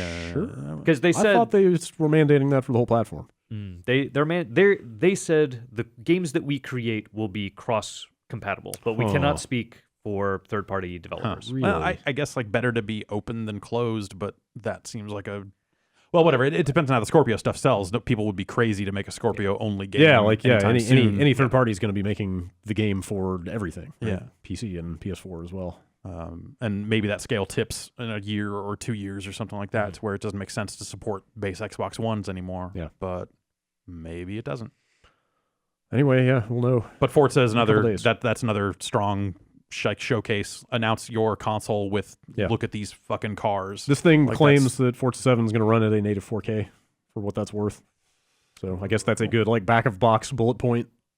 I mean, that doesn't say anything about what the game's going to look like in 4K. Yeah. Of course, I mean, Forza 5 was 1080 60 at the Xbox One launch, right? Like, who else was doing that? Yeah. Like those guys are always pushing that stuff. And that was the whole thing when they put out that free Forza on PC. Like, they were very much like, this thing is running in 4K. Yeah. We should note that the PC we're showing it on barely exists at this time, so don't expect that. But they've been trying to push it as a graphics thing for a long time. Yep. So stay tuned for Thursday. What'd you guys think of the Destiny 2 reveal? There wasn't a lot. Anybody? Corny. It was. Yeah. Yeah. I want to get excited about Destiny 2 because I saw like shades of Phantasy Star Online in Destiny, but I couldn't get into that. I couldn't get into the original game. I was hoping 2 is the chance, but now I feel like I'm being talked down to or like pandered to, and it's a little strange. What, with that trailer? I mean, not like for me personally, like my personality, but it seems like they're trying to just like schlock it up. Yeah. Rather than I'm really surprised how far they went in that direction. It's like they're halfway to Borderlands. Yeah. By like playing up and there'll be a loot. Like, it's just like, oh, fuck you guys. Like, that's not supposed to be, like, Destiny should be better than that. I'm worried that they're overcorrecting with the stuff because like the first year of Destiny, the shipping product was like so up its own ass in terms of like taking itself very seriously. Like, I mean, like I kind of appreciated some of the sort of austere tone in that thing, but it was like so serious. And they found a good place for levity though later on. Yeah, that's the thing. That's the thing. I think like, it got to a good place, but this feels like that they just didn't stop. Taken King was like a good mix of like everything's still very somber. Like we still only have one city left where like humanity is hanging by a thread, but also here's this wisecracking robot that gives you quests. Like that was a good. And maybe this will still be that because they're kind of fronting like, you know, they're going to try to have it both ways with the way this trailer plays. This just feels like it went all the way over into like Firefly territory, like which of course because they've got freaking Nathan Fillion. And I have zero interest in that tone. Yeah, like I don't want that in Destiny necessarily. So I hope as like a driving force. Like if you have that around the edges or whatever, I think that's fine. But they might just be speaking to how players behave when they team up, right? And they sort of get excited about this sort of stuff, like rather than what we're going to see in the game, like. And I think that's maybe then underselling their own story, whatever it is. That's the thing. This is their opportunity to kind of like paint the broader picture of like, hey, here's the story we're trying to tell now. Well, and get beyond the idea that like, yep, it's a sequel for a popular series now, right? Like, make an argument for it just being a great standalone thing, not just the next in the line of Destiny especially games. like for PC players and stuff like that are going to come to this for the first time in Destiny 2. Like this, you look at this and you're like, why should I? You know, there are a zillion games. Like, loot is not a defining characteristic that you can hang your hat on. I mean, like, Bungie makes really fucking good shooters, and they haven't made a PC shooter in a very long time. Yes. So, like, there are definitely merits to playing Destiny 2 if they fix the stuff that needs to be fixed. Yeah, like, that's the thing. Is like, I'll divorce this from, like, I am still interested in Destiny 2 just by virtue of I did have an enjoyable time with the first game by and large. You know, it was not a perfect game. It had plenty of issues along the way, but I had a good time with it. Yeah, overall. It's interesting they gave you kind of a lore reason why all of your stuff is erased. Like everybody's starting from the beginning. And like one of the characters, I forget how the line was phrased in the trailer, but like one of the characters like all but flat out says, all your stuff is gone. Like it's almost like he's speaking to you, the player, and saying like none of your stuff's coming over. And I think that's maybe actually my issue with the trailer is that it's too much use of like they're trying to convey things to players. Yeah, there's in the context weird, of like, speaking to in these in lore moments. Yeah. There's that other line of just at the end, it's just like, and there'll be a lot of loot. Yeah, like that's like, lame. That's a dumb. Like I as the player should be getting excited about loot. Me as the guardian trying to save the world has higher fucking stakes involved than new gun. Yeah, trying to split the difference in that trailer, I think they miss on both ends of it. Yeah. And I don't think, whatever. Like we're debating like the fucking marketing of the game. So yeah, it's hard to, hopefully it is just marketing and not the actual. Yeah. It's tone breaking of the the fourth wall. game. The game, Yeah. I don't think is going to be that Yeah, you're overt. right. Like Yeah. Bungie has a style, But you're also, over the course of Destiny 1, they started selling dances and all this other dumb shit. And so, right. Well, that's just MMO. exactly. That's kind of how MMOs go. But that's Even, that's the thing. Any MMO, eventually, you spread it out long enough, the business plan is gonna at some point they're gonna go, here's some dumb dances for you. Yeah. Here's a dumb seasonal event that we crammed into our lore. Right. Even though Christmas doesn't exist in this world, we thought you might want everything to be fucking red and green. Here's a jack-o'-lantern to put on your head. Every live game Yeah. does those types Yeah. of events, and they're always kind of dumb, but you don't lead with them. I think this felt like they led with the dumb parts of a live game. Yeah, the premise of like the tower and the city having fallen and you're kind of on the run, like that's MMO in a good way. That's that's full on like third or fourth. I mean, that's Cataclysm, right? That's like the lands that were your home base, like were the kind of the safe area, are now overrun and fucked up. Yeah, and now you got to go out and like take some new territory or something like that. That sounds promising. But we need to see the game and not some cinematic trailers. Well, they'll show it soon. Yeah, May 18th, they're doing a gameplay live stream. They're doing all the stuff they did before. Okay, all right. Oh yeah, did you not see that? Yeah, I knew that they were doing gameplay. I was just that okay. Yeah, they announced. Nothing. So about 6 weeks they will be streaming the actual game, so we can see what this damn thing looks like finally. And yeah, they're doing all the same stuff they did with Destiny 1. They've got another Sony exclusive for unique PlayStation content, and also you can buy into a beta this summer right now if you pre-order. They didn't say when this summer. I think the thing that just like snapped into focus for me was that realization of just like we're talking about dates in May and they're not that far. Like, oh, E3. Oh, fuck. This is all happening. Like we're in it. It wasn't. Yep. Like we've been having E3 meetings and stuff like that E3, lately. Jeff. Yeah, I know. And it always felt like this is too early to be having E3 meetings. And now I've just realized, no, this is the exact right time to start having E3 meetings. Yeah. And I want to die. Oh, it'll be good though. Whatever. Yeah.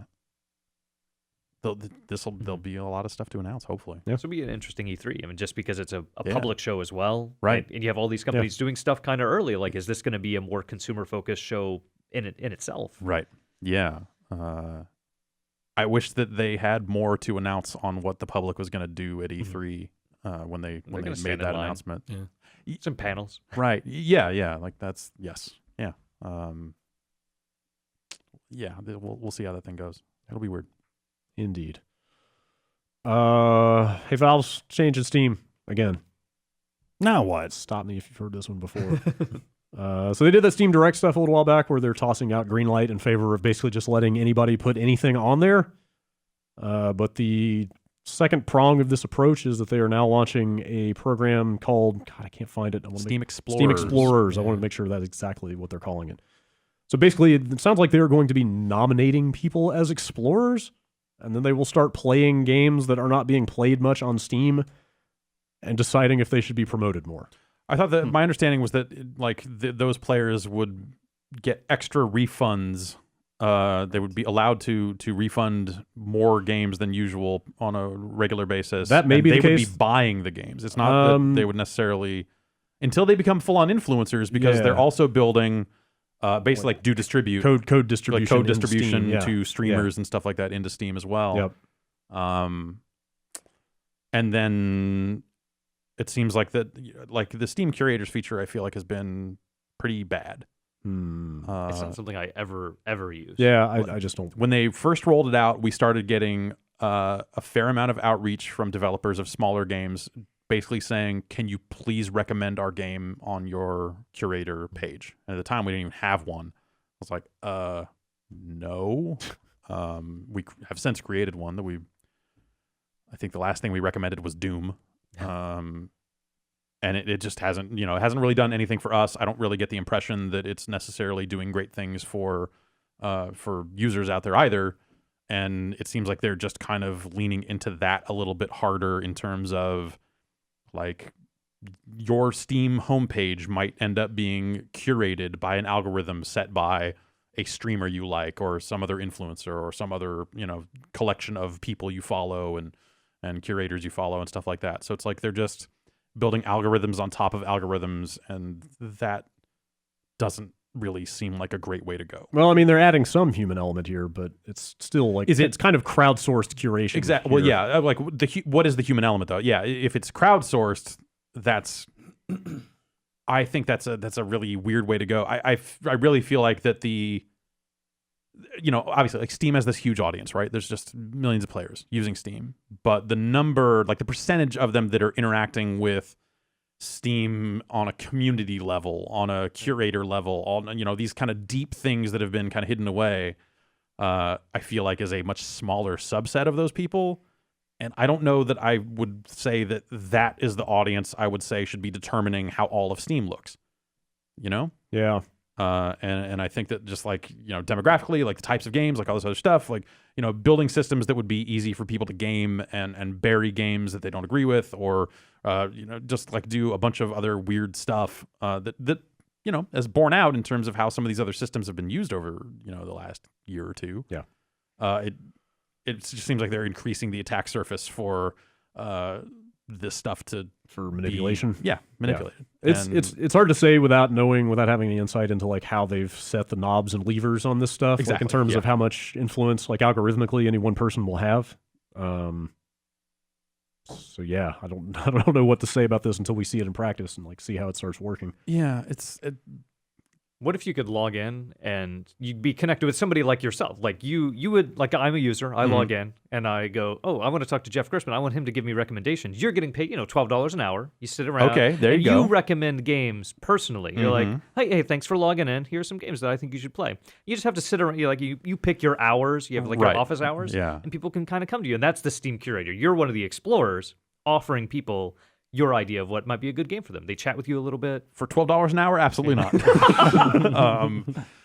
For free game, like no, it's weird. It's like I get that like Steam would want people to engage with every part of their platform, and they want to build a complete ecosystem. They want start to finish if they can handle the recommendation algorithm, like community, like keep people in Steam.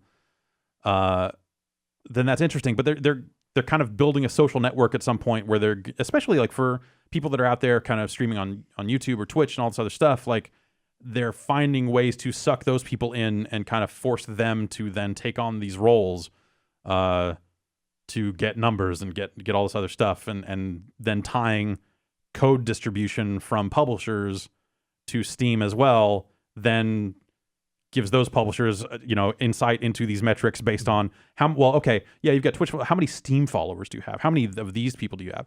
So these people that are kind of living and dying by those types of metrics are kind of directly incentivized to engage with Steam in this deeper way that they might not be doing now. Yeah.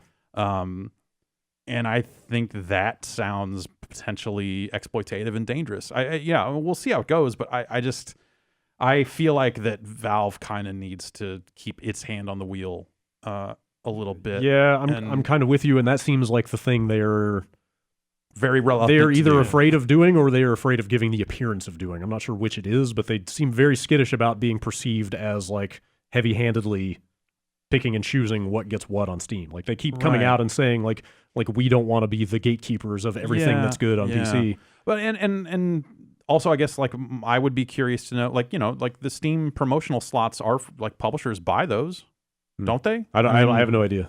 I mean, I know that like there are promotional deals that are put in place for like console storefronts and all that other stuff. I assume Steam is in the same business. But what happens to that sort of relationship if a user can log into Steam and only see like curators and all this other stuff, which is what it sounds like? Are they still going to force the top slot onto people to say like, hey, Batman's out, or because Warner came in and, Yeah. I mean, maybe this is a thing you can disable. Maybe you don't have to see this stuff filtered through these people. Totally. And yeah, you won't have to follow anybody and all that stuff. And there will have to be some kind of backup. And yeah, maybe it'll be fine. It just, I don't know. No, I'm with you. The direction they've been going in just seems... It's wishful thinking that you don't have to look at the store and see that shit front and center. It sounds like the explorers are going to be pointed directly at games that are not getting attention, right? Which there are plenty of games that don't. Yeah. So if they find some hidden gems along the way, then maybe that works out. But I don't know. It's a weird thing. I'm not sure where this is going to go. Yeah. Also, no timetable for the stuff rolling out, and I wonder how much they'll even publicize that it's out.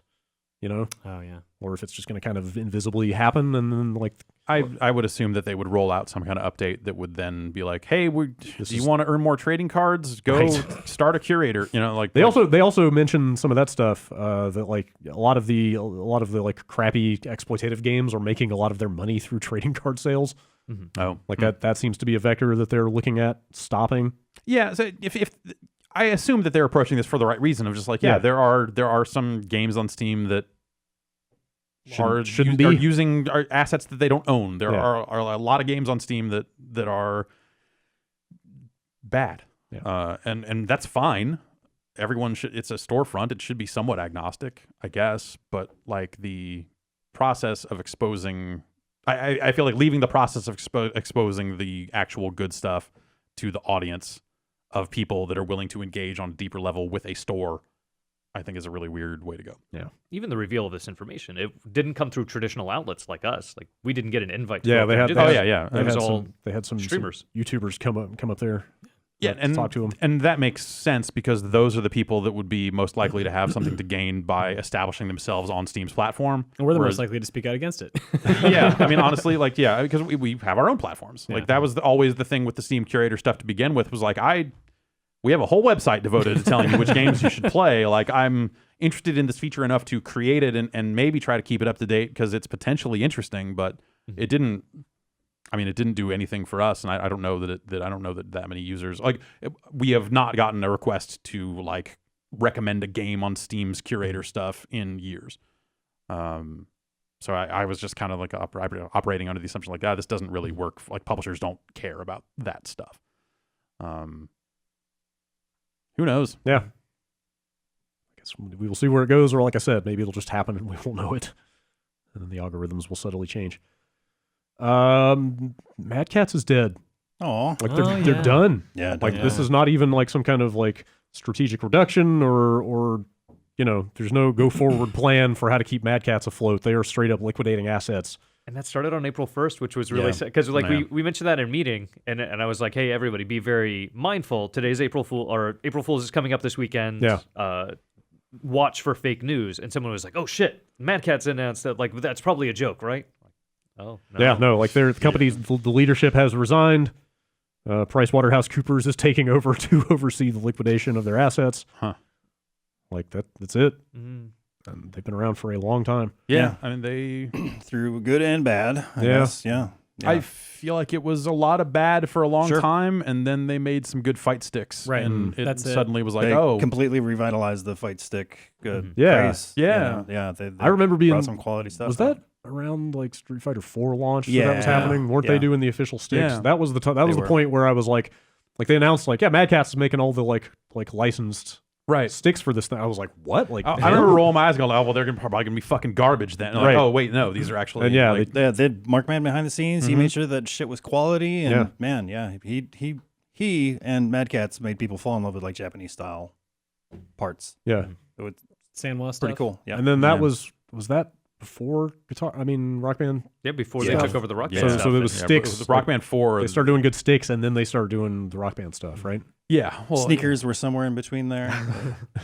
yeah. The Rock Band 4 stuff sounds like it was maybe That was at it. least Was that a partially responsible, if not Precipitating factor. completely responsible Yeah. for But it was sad, this. like the sticks gave us hope, like that Rock Band is going to have good peripherals, that Yeah. they're going to be Yeah. able to take over and make some cool stuff. And then, of course, Rock Band didn't quite take off in the way. Definitely not. Yeah, and even that hardware seemed. I mean, it was fine, but I remember at launch having weird issues where it's like, hey, if you bought a Sony guitar, you need to firmware update it, and it can only connect via Bluetooth to a PC. Like that process was just kind of ridiculous of updating the firmware on your instruments and having to use a PC to do it, even though the game's not available on PC. And like at least the Xbox guitars you could plug in directly and do it, but the Sony guitars you couldn't. And so like that stuff was weird because there were a lot of them on older firmware were like double strumming out of the box and or weird stuff like that. And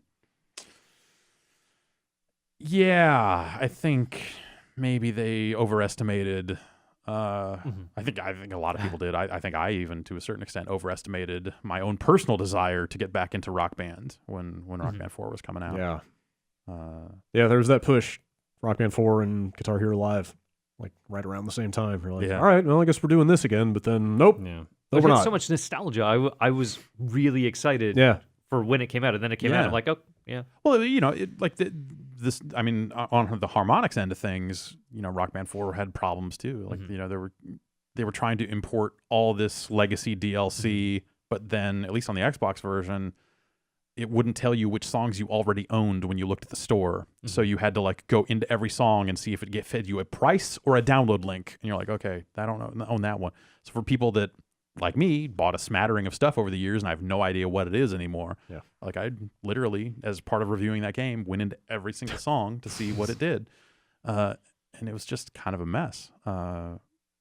And yeah, so, they didn't do themselves any real favors on that stuff. And they did Rock Band Rivals as a paid expansion, but that, like the core of Rock Band 4 was missing so many features and stuff that felt weird. And yeah, I mean, Harmonix went through some layoffs recently as well. Did you see the Harmonix game that they announced at GDC? Drop Mix?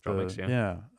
It's so yeah. That thing seems it seems like it's Hearthstone, but with like mashup music stuff And physical cards. Right? Yeah. Which seems not as teaming good up with of idea. Hasbro Bad for idea. like literal packs of cards. Bad idea. I saw that game at one point when it did not have packs of cards associated with it, and I was like, all right, Hearthstone, but with music. That might Hearthstone seems popular. This mashup thing seems like kind of a cool idea, maybe. But and also it's phones only. So you're buying a physical board that Bluetooth connects to your phone that you play the cards on. And I don't know. Like, it seemed like a neat idea. I'm not a Hearthstone player. I'm not like a card game type of person. So Well, the great thing about Hearthstone is that I don't have physical Right. cards. yeah, exactly. Yeah, that's certainly a big part of it. Yeah. But I bet that there is some percentage of players that if you could get physical Hearthstone cards that worked out of game and in game, that they would probably be into that. Maybe. Isn't that Magic? It's the Magic, but it's Magic, but You stay within that universe. you still get a collectible thing. Yeah. They've done that actually. So The Oh. Blizzard, yeah, it had okay, a World yeah. of Warcraft CCG. Oh yeah. I don't think it went up. And for the very the long. did not Sky go well. the Skylanders card game was also physical cards. That's right. That you could scan with your phone to bring into the game. But I don't know that you would ever play. I don't know that it was a game you would ever play outside of your phone. So like the physical cards just at some point seem ridiculous. I don't know. Yeah. But also, like, cards change. The whole thing with Right, Hearthstone and these yeah. is like you can nerf and buff cards, just like Overwatch. Yeah. So when you're selling physical things, like they just ship you a marking pen with it, and you just like change that 3 to a 2. It turns out we were wrong. Yeah. I don't know. Yeah. So PDP took over Rock Band Instruments, right? I believe that's the case. Yeah. What about fight sticks? Like, who's big in the stick game? Quanda point. right Hori? now, I Who? think is Quanda, the Chinese manufacturer. I never heard of right them. now. Quamba's been at it with quality parts for like a long time. They're doing Yeah. official stuff though, yeah, are they? not official stuff. Yeah. Well, Yeah, I just Hori, so is I like think, Hori is the one doing- now. Like, if yeah, you were going to go Hori's buy a doing some stick new- now, is that what you would look for? I would go for Quanda personally, but yeah, Hori Or makes are good they stuff making- as well? So Like, are they making full on sticks? Yeah. Not just okay. yeah, totally. Okay. And then- yeah, they got the Dragon and Obsidian, and yeah, like they've got tiers of quality and The Quamba sticks allow you to switch platforms, right? Or at least they did in the PS3, I was- Xbox 360. Yeah, I was just about to ask if it's. I assume not because of the way Microsoft rolls, but is it Some of possible to some buy of them one are- stick and use it on everything? No, not exactly. There's certainly like PCBs that you can buy, like a universal fight board. It's about $100, and you can just kind of rewire into that, and that'll work on everything, which Okay. is great. But most of the stuff coming out, the Quanda stuff is it's kind of platform independent. So it's like PS3, PS4 stick. Okay. And yeah, there's not a really good option as far as something working across the board. So pick a platform. Well, I mean, and there's stick a to good it. option, but you got to put some work into Yeah. it. Okay. But whatever. But yeah, those two are the manufacturers. I think Hori's got some deals with Tekken right now, so they're making official Tekken sticks. Yeah, this says that Mad Catz was doing Tekken 7 sticks Oh. at one point, probably. but Yeah. not anymore, I guess. And then PDP, I think, has done the NetherRealm games for a while. Okay. Yeah, yeah, they did. Street Fighter, like a MAS style, like old American part style, and then also for Mortal Kombat, MK9. I think they had a stick that they released. Both Yeah, were. they did the both were Injustice okay. stick and Oh yeah, they did the Injustice stick as well. Bass Not Balls. Yeah. Actually, balls. What? No, I think Balls. Filthy. I was very much a bats not balls kind of guy, but Oh, at that's some point I evolved. I thought it was like a fishing game. No. Yeah. Bass, not balls. Wait a minute. No, Now it's I a know. way of life. I just put together what you're talking about. Bet tops and ball What's wrong with a tops. bat? Nothing wrong with it. Nothing wrong with it. I would, if I had to pick, I would say bat, but what do I So- know? I mean, that's more American style, right? Yeah. yeah. And then, all the stuff out of Japan, they're all ball type. I think You I get a like better I grip like, on a.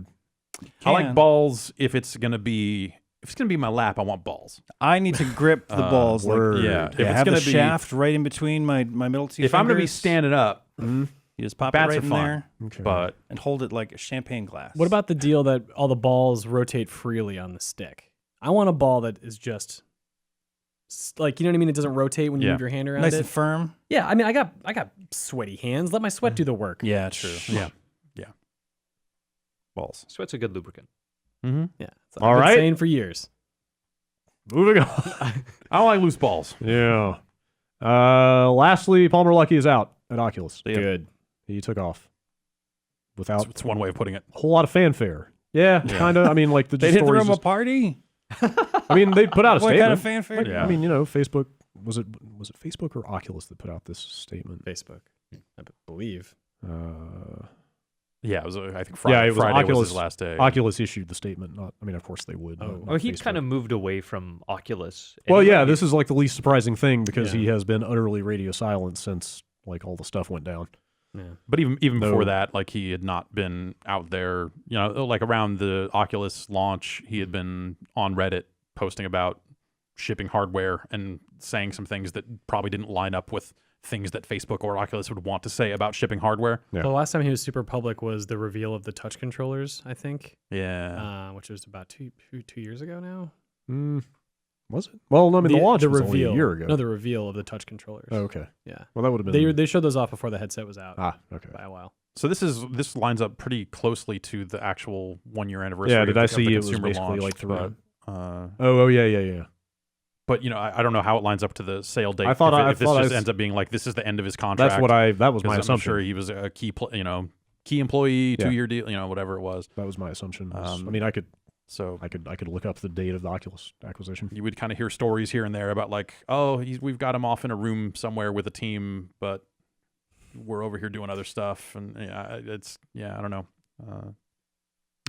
Looks like And that's even before any of the other, it was July. political stuff happened. July 2014 is when the acquisition Okay. happened. So this does not line up exactly with like a Right, with annual an anniversary on contract that stuff. running out. And they have all the ZeniMax stuff. Like, Right. Oculus is definitely not in trouble. Like, they have Facebook. Well, they're part of Right, Facebook. yeah. They're obviously they're fine as long as Facebook is fine, or unless Facebook decides they're done with VR. But anyway, yeah, I mean, you know, Not he was super he was a surprising. very good, energetic face of VR for a while, and then I think at some point, like, you know, it was very hard for him to Wear it would be shoes. very for all of us really, increasingly difficult to put him in front of a product or have him represent a Yeah. thing publicly with kind of how stuff went for him. So for an image conscious Yeah. corporation like Facebook. yeah. Even long before that Time magazine cover was yeah, Well, I mean, yeah. that was like kind of fun and goofy. You know, well, like that yeah, I was mean, not- yeah, there's no gravitas behind it like the shit he pulled recently, but that didn't help. Yeah, it didn't. I don't know that it hurt either. At the time, I remember thinking like, man, this is. I even wrote a big long thing about it, and like, this is like a fucking terrible look for VR. And like, actually, that thing that time turns that- out people don't care about it enough, one way or the other. The magazine cover struck me as one of those like no such thing as bad publicity sort of situations, you know, where it's like, yeah, this thing might be goofy and slightly drawing some mockery. But, I think but it's getting it's raising a lot of awareness about VR. Yeah, but I think like my problem with it was around the idea of the kind of awareness they need, because if anyone who remembers VR Right. in the 90s, it was just fucking techno hippie bullshit and just like fucking so like shoeless dude hovering at the beach, like to me evokes that shit. Yeah, The sure. lies of the past. And like I think that VR needs to be a little more grounded in how it explains itself to a wider audience. So I feel like that cover did not convey that to me. Will Smith's face conveys everything you need to know about modern Perfect. VR. Done. End of it. story. Yeah. Yeah. You look at that, you're like, oh, Right. okay, That's what's going of on in there. course. I'm into Yeah. this. Yes, indeed. All right, that's all I got for news this week. Let's take one more fast break. You got a fast break, anybody? On you? I'm gonna go get one. All right, go hit the vending machine and come back and read some emails.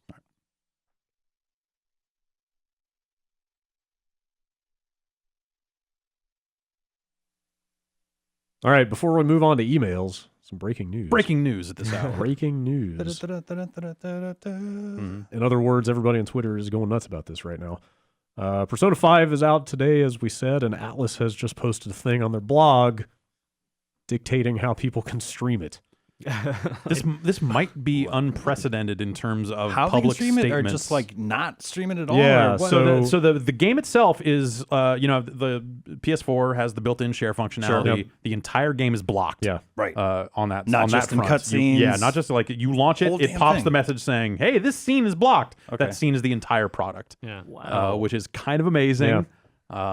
So on top of that, they've got this blog post here, and I haven't seen the embargo that the press got, but here they make this weird distinction between video content and streaming content. Which is that is a distinction they tried to make with press for coverage, and also other companies do this exact same thing. I feel like most Nintendo embargoes are very vague about like you can stream this, but you can only put up this for recorded videos, but you can archive your streams, and they don't count against this. Like the first time they tried that, I took our pre-recorded Quick Look and loaded it up in VLC and streamed it out and ran OBS and streamed the Quick Look, so we could then post the video. Like it's just like, all right, if that's how you want to do it, we will obey the letter of the law. But okay, under video content, you can post however many additional videos you like, but please limit each to be at least 90 minutes long. Wait. least I'm sorry. At least no more Or than at most. I'm sorry. Okay. Wow. At most 90 minutes long. I'm sorry. Okay, that's our restriction prior to release was 20 minutes. They wanted to be more like 20-minute clips, so that's different. They're saying you can. I assume this makes sense to people who've played the game. You can't stream past 7/7, which The games have calendars and dates and stuff. Okay, so that's a date in the game. Yeah. Is that far in the game? When do you start? Like It's like- January 1st? It's a few dozen hours. Yeah, into the game. that's pretty far in. They asked that you That is not. the same. Yeah, we received those same restrictions. They ask that you not post videos of any major story spoilers. They specify exactly one boss fight in the game that you're allowed to take footage of, but none of the others. Let's see. Must not focus solely on cutscenes and animated scenes. Should prominently feature dungeon crawling and spending time in Tokyo. This is kind of amazing. I'm actually glad that they have taken this extraordinary and pretty ridiculous step, because it's a good public look at the types of things that a lot of games that we cover come with prior to release. And occasionally you'll have a publisher that will try to extend those guidelines past release, at which point the response is that the game is out. Like kind of all bets are off on this stuff. And here they are trying to control it post-release, which, by virtue of being the copyright holder, they can on platforms that respond to them. Yeah, like I have to just read this entire last paragraph here. This being a Japanese title with a single playthrough story means our masters in Japan are very wary about it. They just straight up fucking lay it there. Yes. So that is... Yeah. This is also a paragraph that we received, but to post this publicly is some fucking real shit. Sharing is currently blocked through the native PS4 UI. However, if you do plan on streaming, video guidelines above apply except length. If you decide to stream past 7/7, I highly recommend not doing this. You have been warned. You do so at the risk of being issued a content ID claim or worse, a channel strike or account suspension. So that's specific to YouTube. You know? So did no one stream the Japanese version, or later parts of it? Because the game's been out for quite a while. Yeah, there's been multiple opportunities to spoil this game for yourself for months now. It's really short-sighted and it's really fucking wild that this is what they're trying to do with this game. Yeah. On one hand, I get where they're coming from. It is they are kind of saying the story is the story. Like maybe it has bad endings, true endings and stuff like they've done in the past. I don't actually know. But the story is the story. Yeah. So in their view, watching that story results in you getting enough of the experience of the game that you then don't go out and buy it. Right.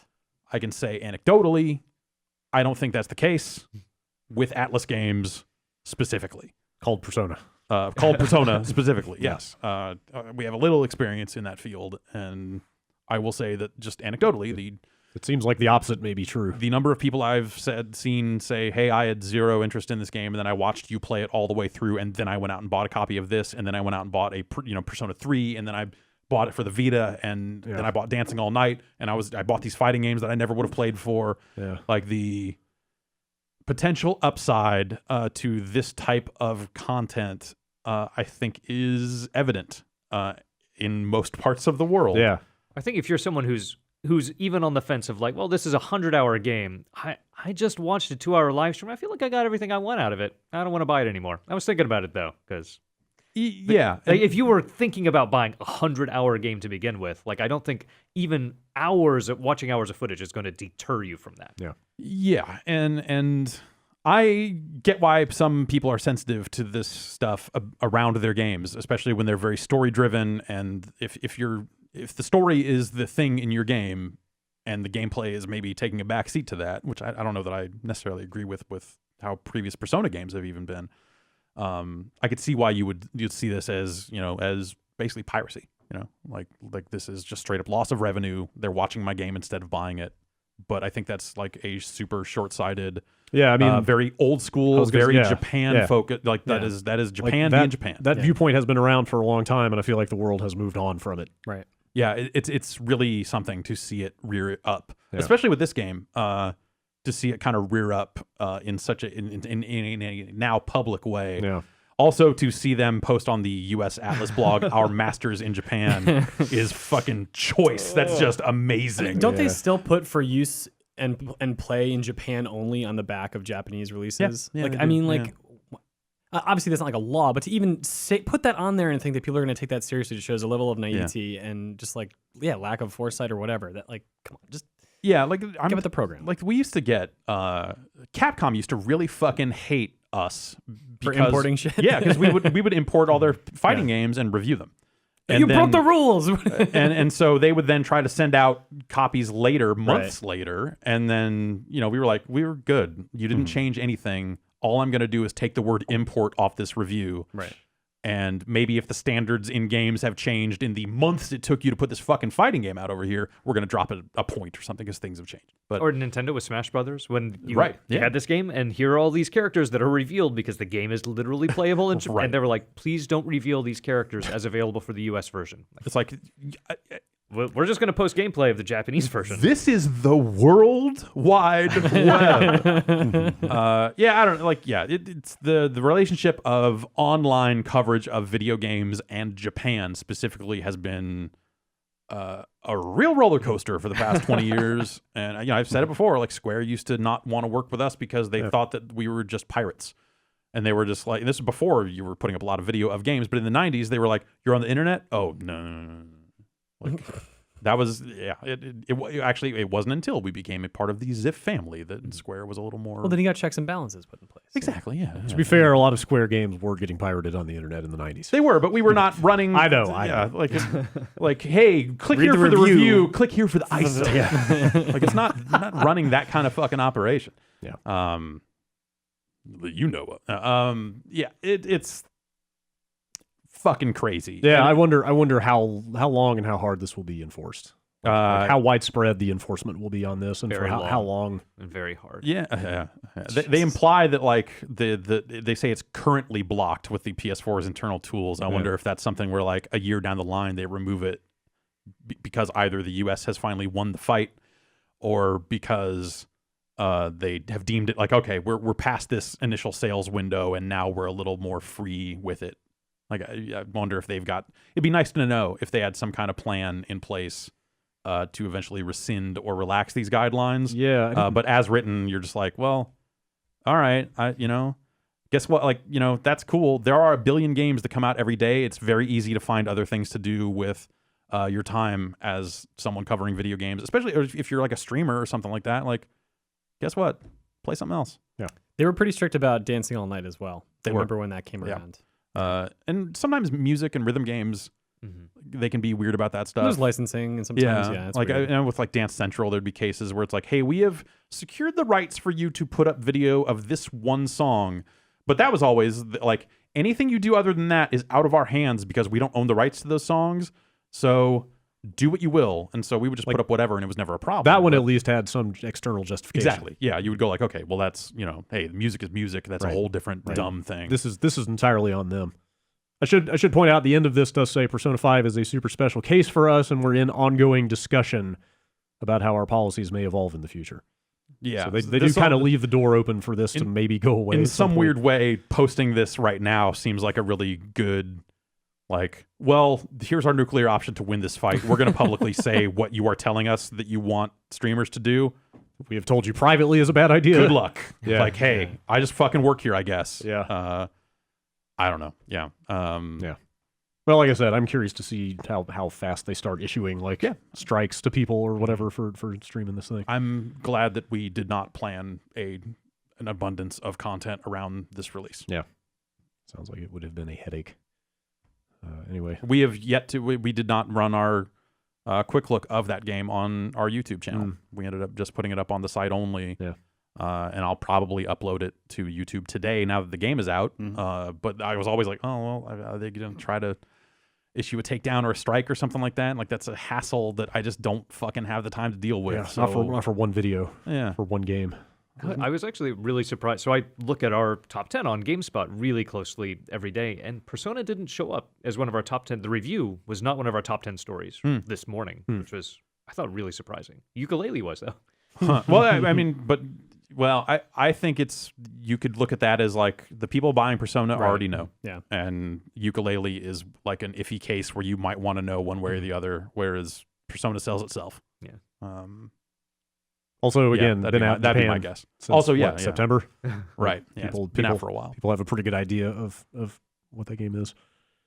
Yeah, this is sad because I think it is a backwards way to look at video games and video game coverage and the things that all the people out there on Twitch and YouTube and all those can do for a game. Yeah. In terms of like devoting their time to telling people about it and showing off different parts of it and all that sort of stuff, I think is tremendous. And I think that like a lack of understanding around that based on like this copyright thing and it's a real precious game, I guess.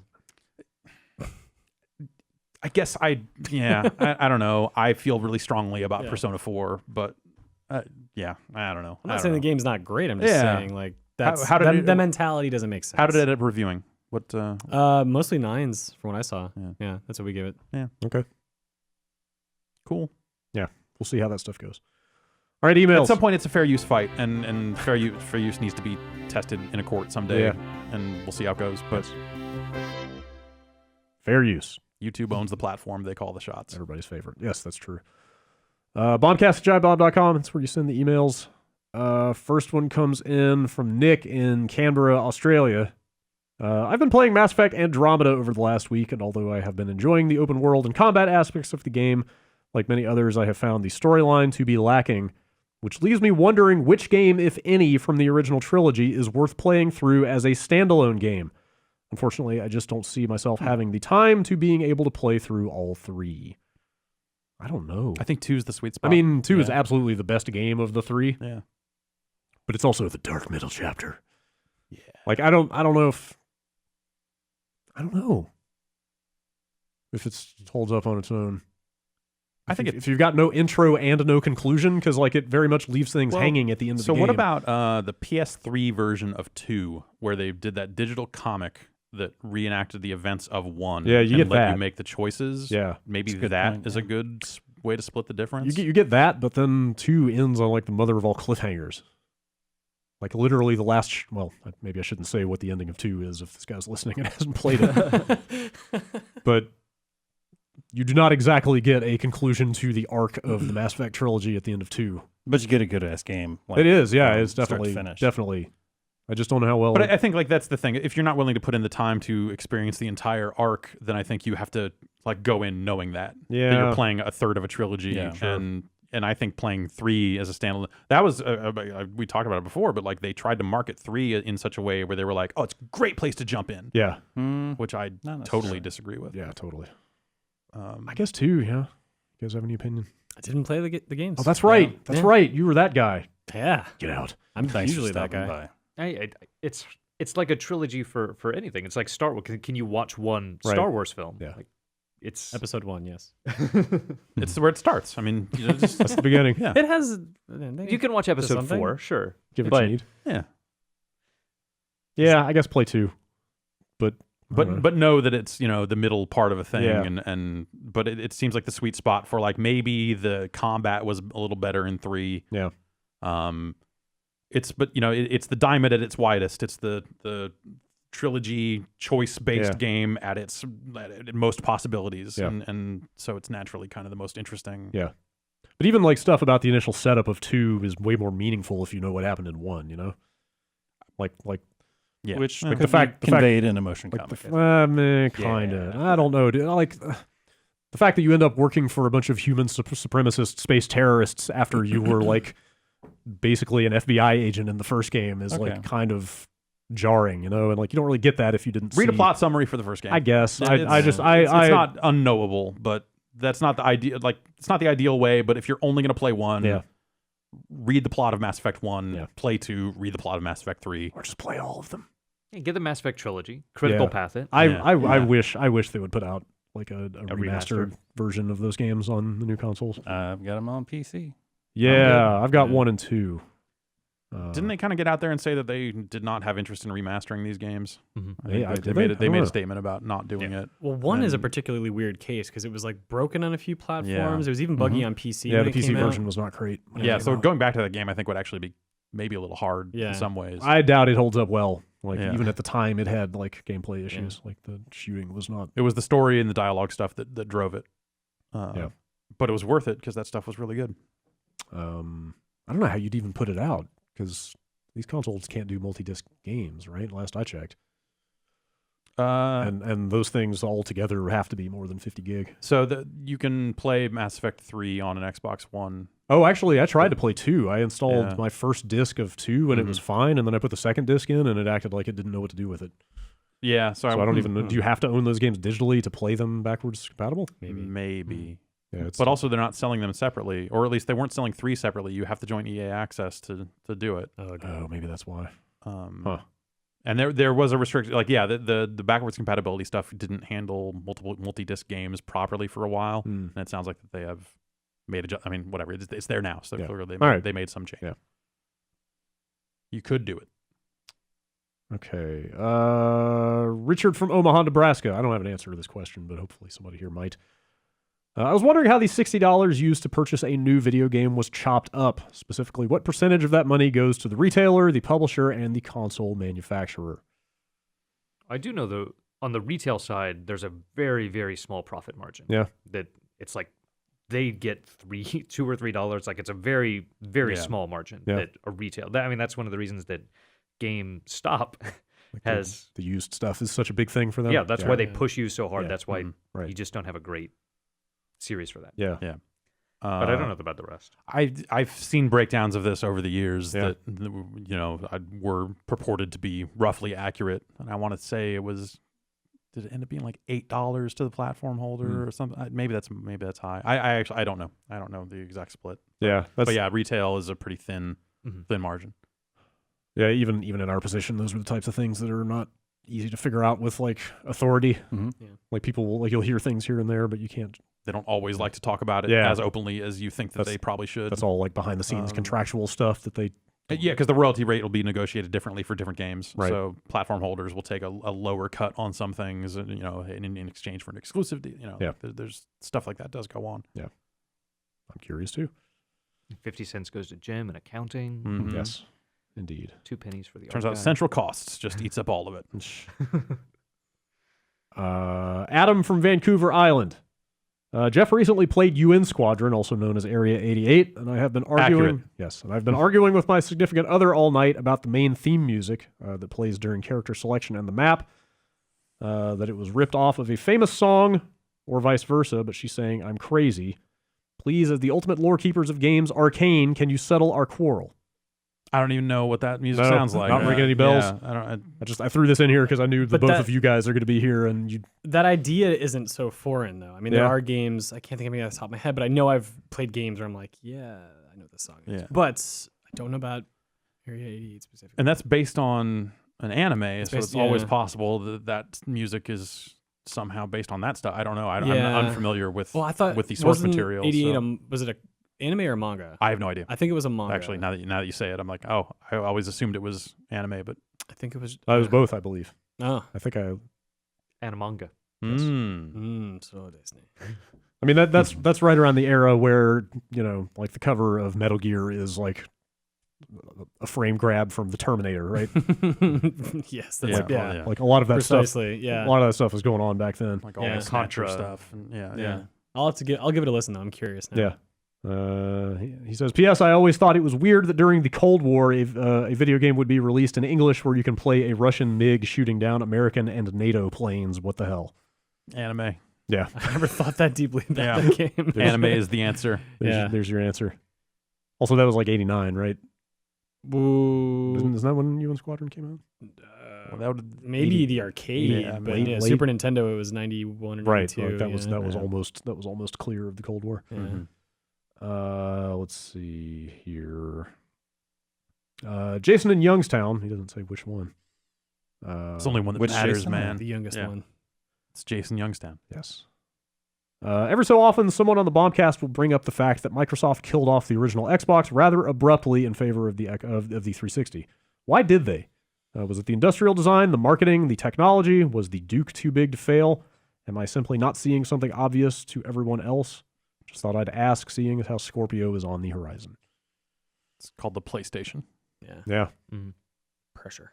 Yeah. Like that was, I mean, is it, I wasn't quite in this line of, I was sort of getting into this line of work when that thing Yeah, it's just was on the way out. But I think there was like- not a ton of like it was long-term interest. like it wasn't a and- failure as such, no, right? No, I don't think so. Yeah. It's and it had its exclusive games and they were very different than the types of games you saw on the other two platforms being, Japanese in origin. Yeah. There was a lot of developers coming to that platform that didn't always make console games before. Right.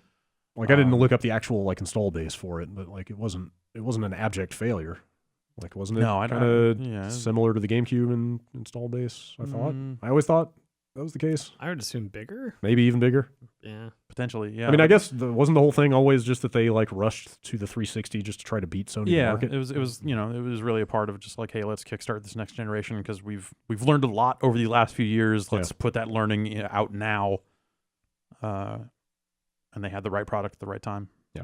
For And that backwards generation. compatibility was so unimportant back then. I mean, even like looking at Yeah. Nintendo, like they would just put out a new console. It is not backwards compatible outside of their handhelds. Right. Like this is the new one. It does not play the old games. Buy new games. Yeah.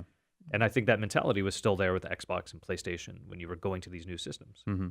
Microsoft did push it though for a minute with 360. Yeah, I think that it was like this half-hearted thing Totally. of hey, This game works, but there's a lot of problems. By the way, you Also- can't also, finish it. Also, you have to own a hard drive. yeah. It was Yeah. super weird. What was it? They had to wrap up the NVIDIA That was, licensing. that was the word. Yeah. Yeah. Yeah, it just it was not setting the world on fire. It was not necessarily a failure either, but they just saw greener pastures in a new console and In a way to firmly establish themselves as being here for the long run too. Mhm, You yeah. know. definitely, yeah. It was sometimes hard to take them seriously in the early days of Xbox. Yeah.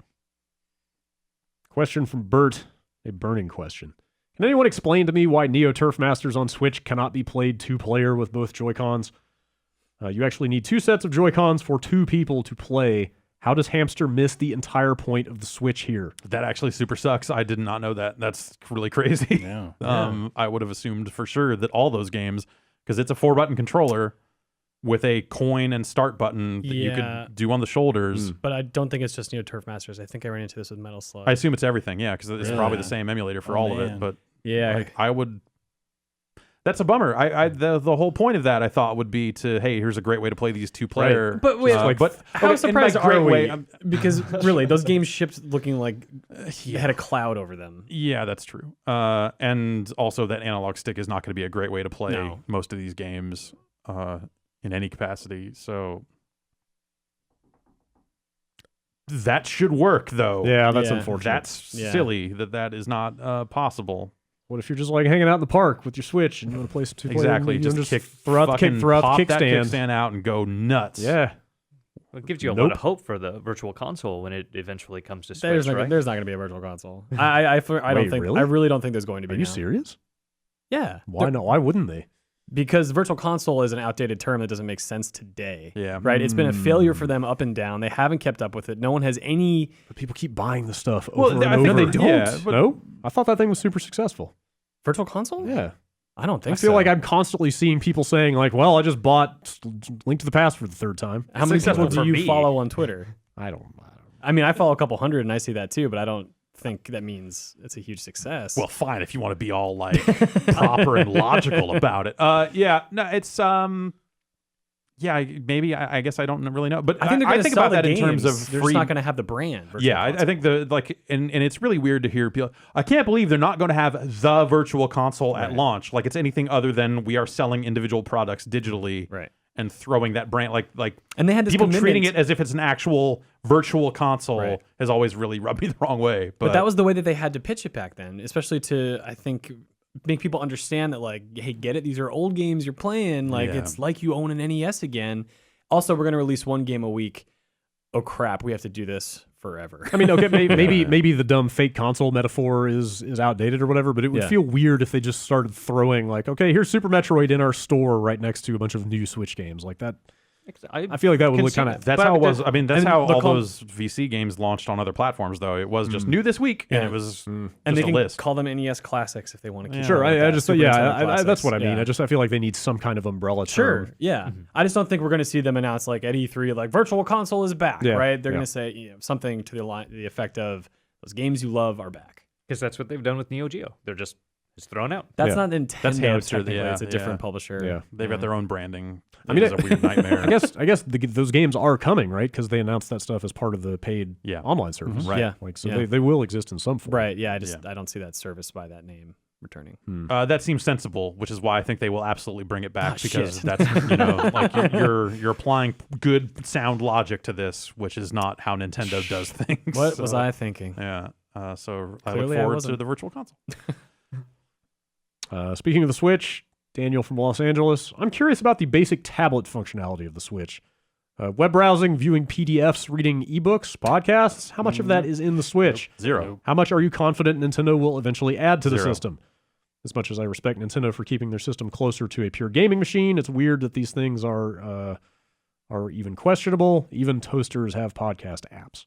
I certainly found myself missing the functionality of like a YouTube being able to pull that Really? up. It's like, oh shit, how do I train this horse or Oh, something? wow, yeah. Yeah, I really could have That would be- used the ability to hit home and Yeah. just pull up a browser or something like that. Yeah. I think you'll see something like Netflix. I don't have much confidence Yeah. you're going to see something like YouTube. Sure. I'm curious if Nintendo's going to launch their own centric video platform for people to share content through. Huh. Because they've been trying to wrestle control around other platforms for a while now. Yeah, it's. I bet that they would do a YouTube app. I think they're a big enough player in the video streaming space with even paid stuff that it would be hard for them to not have it if they're going to allow something like a Netflix or something like that. Sure. But I also look at it, for me, I look at it from the security angle. Like there's the reason that there's no pop-up browser in there is because that's a huge attack surface that people have used to do bad things in previous Nintendo consoles. Well, you can spoof a network yeah. page right now and essentially see Yeah, you can unauthorized stuff on your get Switch. you can get the web browser to show up, Which is and- Safari. It registers itself as Safari. Yeah, for it's some just reason? WebKit. WebKit's just Oh, open. yeah, that's true. Oh, that's yeah, true, yeah, sure. And so so there's already ways to get at the web browser if you want to do weird stuff. But I like to do weird stuff on my Switch. No, that's why they're bent mean, now. you That's said why you'd it's- spend a lot people of say time in the it's bathroom. warping from heat, but we know. I saw somebody emailed one of those photos in, and Yeah. I wasn't sure how seriously to take it. Hard to know. I've not seen widespread cases of it, but Yeah. that picture sure is picking up Is a it, lot of traction. is it literally one photo that's I don't know. causing all of I the- didn't dig into it too deeply, but yeah? It looked like there was just a little bit of a curve right. to it. But I haven't had any complaints. Yeah. But also, like the YouTube app has been a problem for them before from a security perspective. So Really? Oh yeah.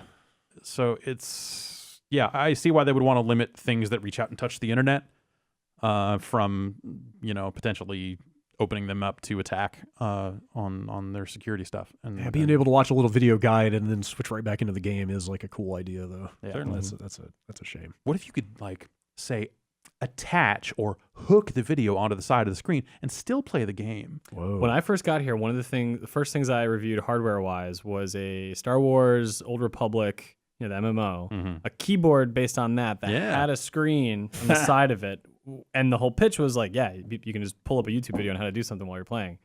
It was awful. It was so it worked, but it was awful. That doesn't. So, I mean, Nintendo does have a peripheral for that. It's called your phone. Yeah. You pull it up. I guess. Yeah, Yep. that's a And good hold it. point. Considering how heavily they are leaning on phone stuff for their online stuff, maybe.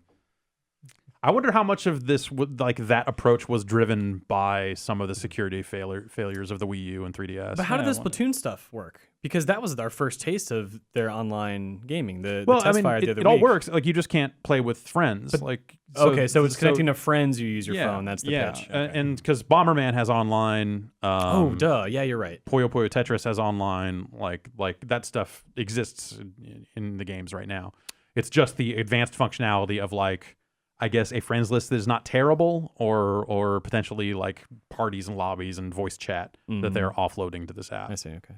So I wonder if it could be a case where you'll be able to always play online for free, but if you want actual proper functionality of a console, then you're paying for the phone app. Or I wonder how they'll split it out. Yeah, it's I don't know, strange. Where's this guy's name? It's buried. There it is. Matt from Bristol. You rub a magical lamp and a genie appears. He will grant you one wish, but only one specific wish. You can have one of the mythical Valve number 3s, Left 4 Dead, Portal, or Half-Life. Which do you choose? Portal. Yeah. That would have been my answer, but then I remembered there Wolpaw left Valve. I don't know. Wait, I don't think Portal 2 was as good as Portal 1. Really?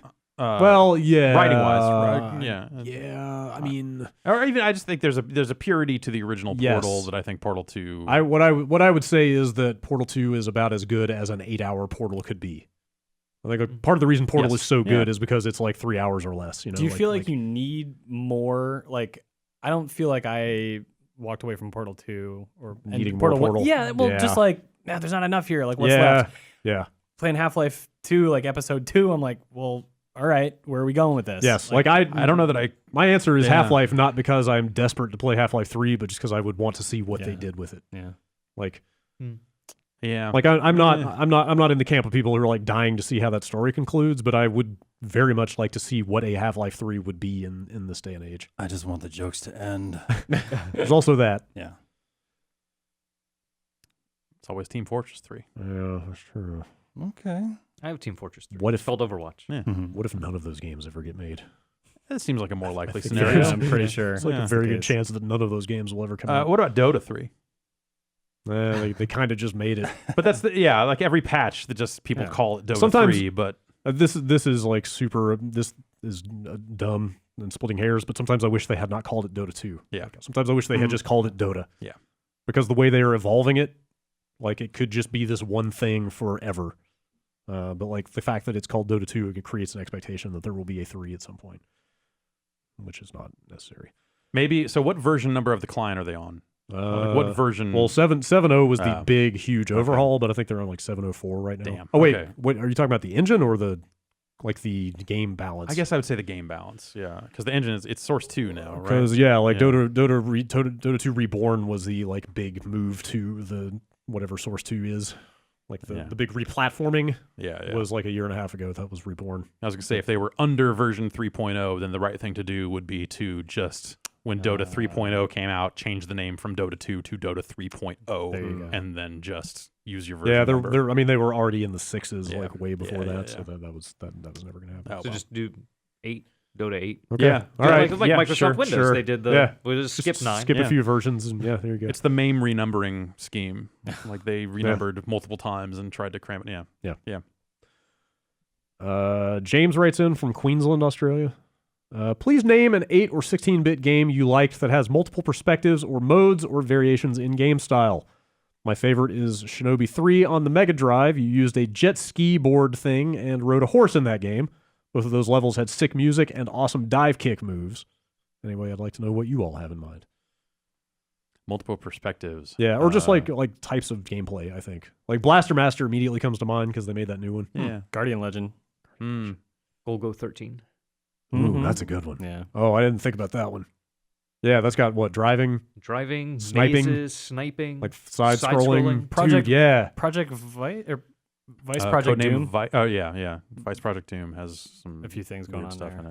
in it. Wait, were you about to say Codename Viper? Maybe I was.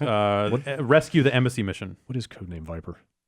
But isn't Rescue the Embassy Mission also a Golgo game, just not by name? I don't know. I think Actually, it is. I want to say it initially was a PC game that they ported to the NES. But that game's I'm gonna almost. call you a liar with no basis for Yeah, it. you might be right, but I have never heard that before. But there are certainly similarities because it is sniping but it's also like tactical, multiple people in a building taking Don't down. put Golgo in a box. Yeah. There is no smoking or lovemaking in Rescue the Embassy Mission, so I don't know that I would call it a Golgo game. Okay. Actually, I like the poster child for this idea is Bayou Billy, right?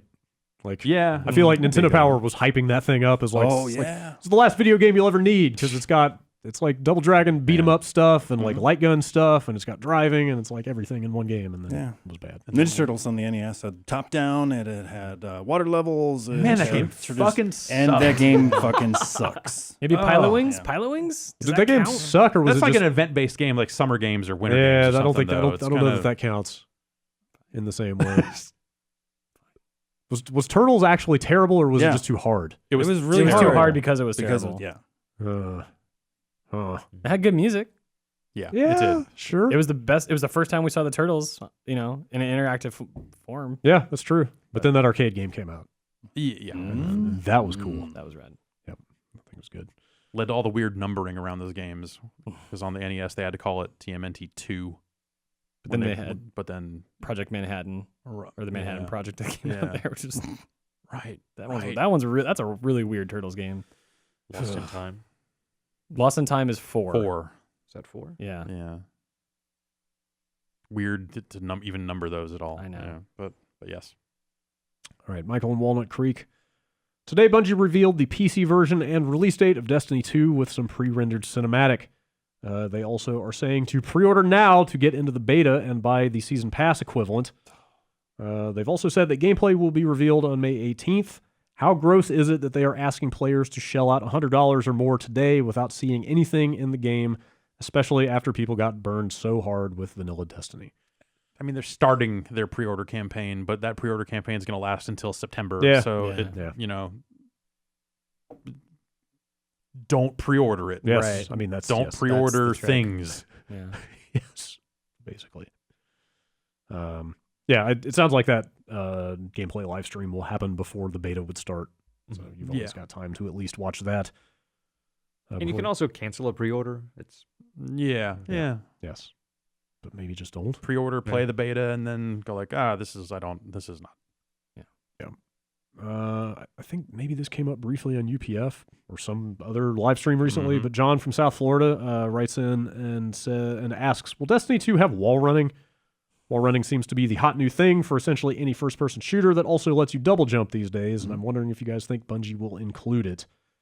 The first game was already pretty big on mobility, and basically every raid had at least one platforming section. One has to wonder what a raid might feel like with a Titanfall 2 level stuck somewhere in there.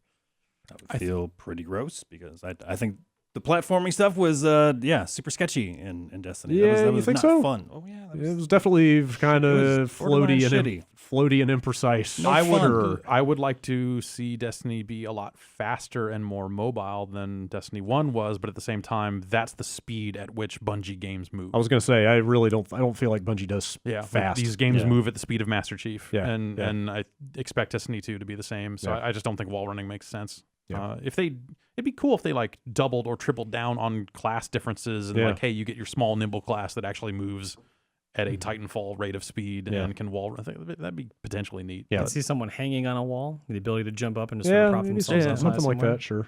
Sure. cooking. We're making this game right now, you guys. Yeah, let's do some Shit. I'm ready to pre-order. That's right. Just eat a big meal before you go out and hunt. Can I shield surf? Sure. All right, then I'm in.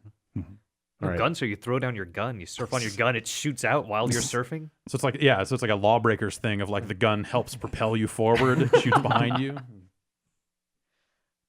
All right. Last Destiny email from Stan. Since Destiny 2 is now announced, I thought I'd bring up an idea that I've been kicking around for quite a bit. How cool would it be to have different voice packs for the Ghost in Destiny 2? Think something along the lines of the announcer in Dota, or just those celebrity voice packs for various GPS I devices. was gonna say if it was Method Man Yeah, he says, for instance, telling me where the yeah, wizard is from. He literally says, for instance, I think it would be cool to have Snoop Dogg spitting lines like it's a wizard from the moon while playing Destiny. Agreed. I would be a lot more willing. I would be a lot more willing to buy silver for this kind of cosmetic product compared to emotes and stuff. Does this sound like a good idea? Who would be your top pick for a voice pack? Rick and Morty. Yeah, They already did a Dota announcer, Yeah, so so they could do- they're in that game. I don't know. Like I want them to get the tone of the game down first before we even start thinking about what they would bolt onto it. But Yeah. that's something that like a year in or something when they're like, oh, okay, Mike Tyson. yeah, sure. Like you've played this story to completion. Yeah. You would know how we originally intended it. So now break it with a bunch of dumb shit. I mean, I think they would have to write new dialogue though. If it was just celebrities coming in to lay down the same lines, I don't think it would work. What if it was this wizard is from the motherfucking moon? Okay, that works. They could also, put the scripts out there, let you record your friends reading the scripts. Mm-hmm. Have your jerky friends be your ghost. Sorry for hitting the table. Do Scarlett Johansson, and she records lines from her that you play in the movie, and you fall in love with your ghost. Okay. All right. And Yes. then the ghost leaves you, Oh. and your character dies. Hmm. That doesn't happen in her. I mean, I assume you die eventually. Yeah. Spoilers. All right, last email comes from Zach. I hope I'm saying this right, in Skiatook, Oklahoma. Sounds good to me. Let's go with that. He's got 2 questions. Is there a point in life where you switch to using the big silverware? I have always used small forks and spoons because in my mind I'm getting more bites, therefore more food. Am I the only one fighting this fight? The math doesn't work out. Well, no, the big spoon is for like serving. But the big fork, like the long tine fork, those just feel better. I prefer long tine forks. I don't like big silverware. Yeah. Like a bigger fork and knife, sometimes a big knife when you have steak. Like when the type of big Spear. dumb knife that they give you when you order steak. Like I'm all for that, but like I want the smallest, most nimble silverware. Again, I want a wall run with the silverware. Okay. Yeah, I don't like biting down on metal, so the smaller the silverware, the better. All right.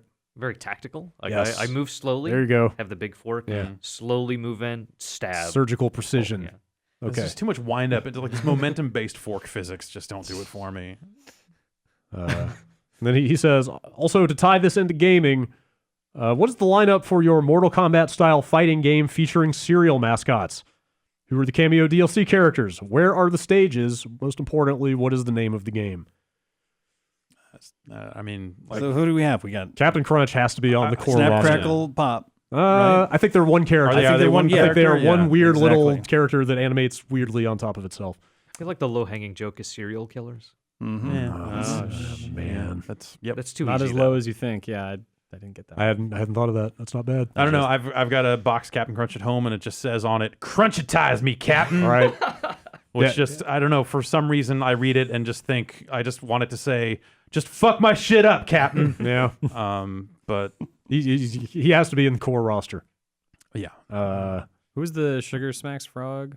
Oh yeah. Yeah. God, what is his Is name? it Smap? The or Honey Snap? Smacks guy? yeah. the I hell? can't remember Does that he frog's have a name. There's like The- Bigum. There's the He might be Dig'em. Dig'em. Digger, yeah, he yeah. might be too small. I don't know. He's the gone Yeah, of We had- this game. yeah. Serve bots and shit and Real bad Marvel. hitbox on that fucker. Honey Nut Cheerios B, and he flies in. He can shoot a stinger. Just yeah. like what their face from Darkstalkers 3. Honey, QB? honey. yeah. Speaking of Darkstalkers, I feel like what are all those Halloween cereals? Count Chocula, Blueberry and Count Blueberry, Chocula like and you all that practically stuff, get yeah. an entire roster just out of those things. Well, that's Yeah. DLC. That's Yeah, Halloween okay, DLC. sure. That's a Halloween DLC themed pack. DLC Yes. pack. All right. Yeah. Count Chocula is a DLC character. Yeah. I think you put Sugar Bear in from Sugar Smacks. Okay.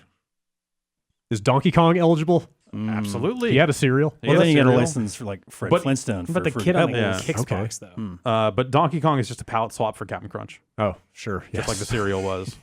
Sure. Also, the lady from the Special K commercial. Yeah. Okay. Yeah. Basically, this is kind of like the Wii Wii Fit, U Wii Fitness Fit trainer. yoga Yeah. trainer of this game. I'm like weirdly into this idea. Somebody make this game.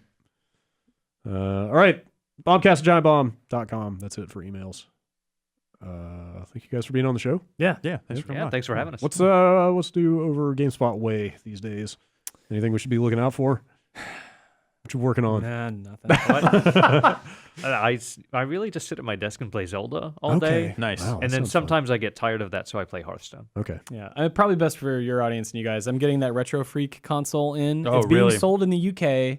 Oh, And weird. a UK Okay. company pitched it to me, a US writer, to review it. So I said, yeah, why not? Yeah. So they're going to send that over. Awesome. I want to see one of those up close without having to spend the money on it because it It's stupid seems expensive. suspect. Yeah. So I used one in Tokyo. It's but it was on like a really crummy TV, like in the middle of a store. The controller had been beaten up. Love the concept because it's smaller than a Retron 5. It isn't as ugly as a Retron 5. We'll see. And that's kind of the one thing I'm looking forward to, I guess. All right. Cool. Yeah. Keep your eyes peeled then. It's GameSpot.com. And who knows? Maybe a Let's Play of Panzer Dragoon Saga. Nice. And I 200 was hours asking- of Persona 5 videos, right? That's, yeah. I was asking him during the break if he had a copy of that game because now I want to see it, Yeah. but I don't want to ask you to bring it in after you went and dropped all that money on it.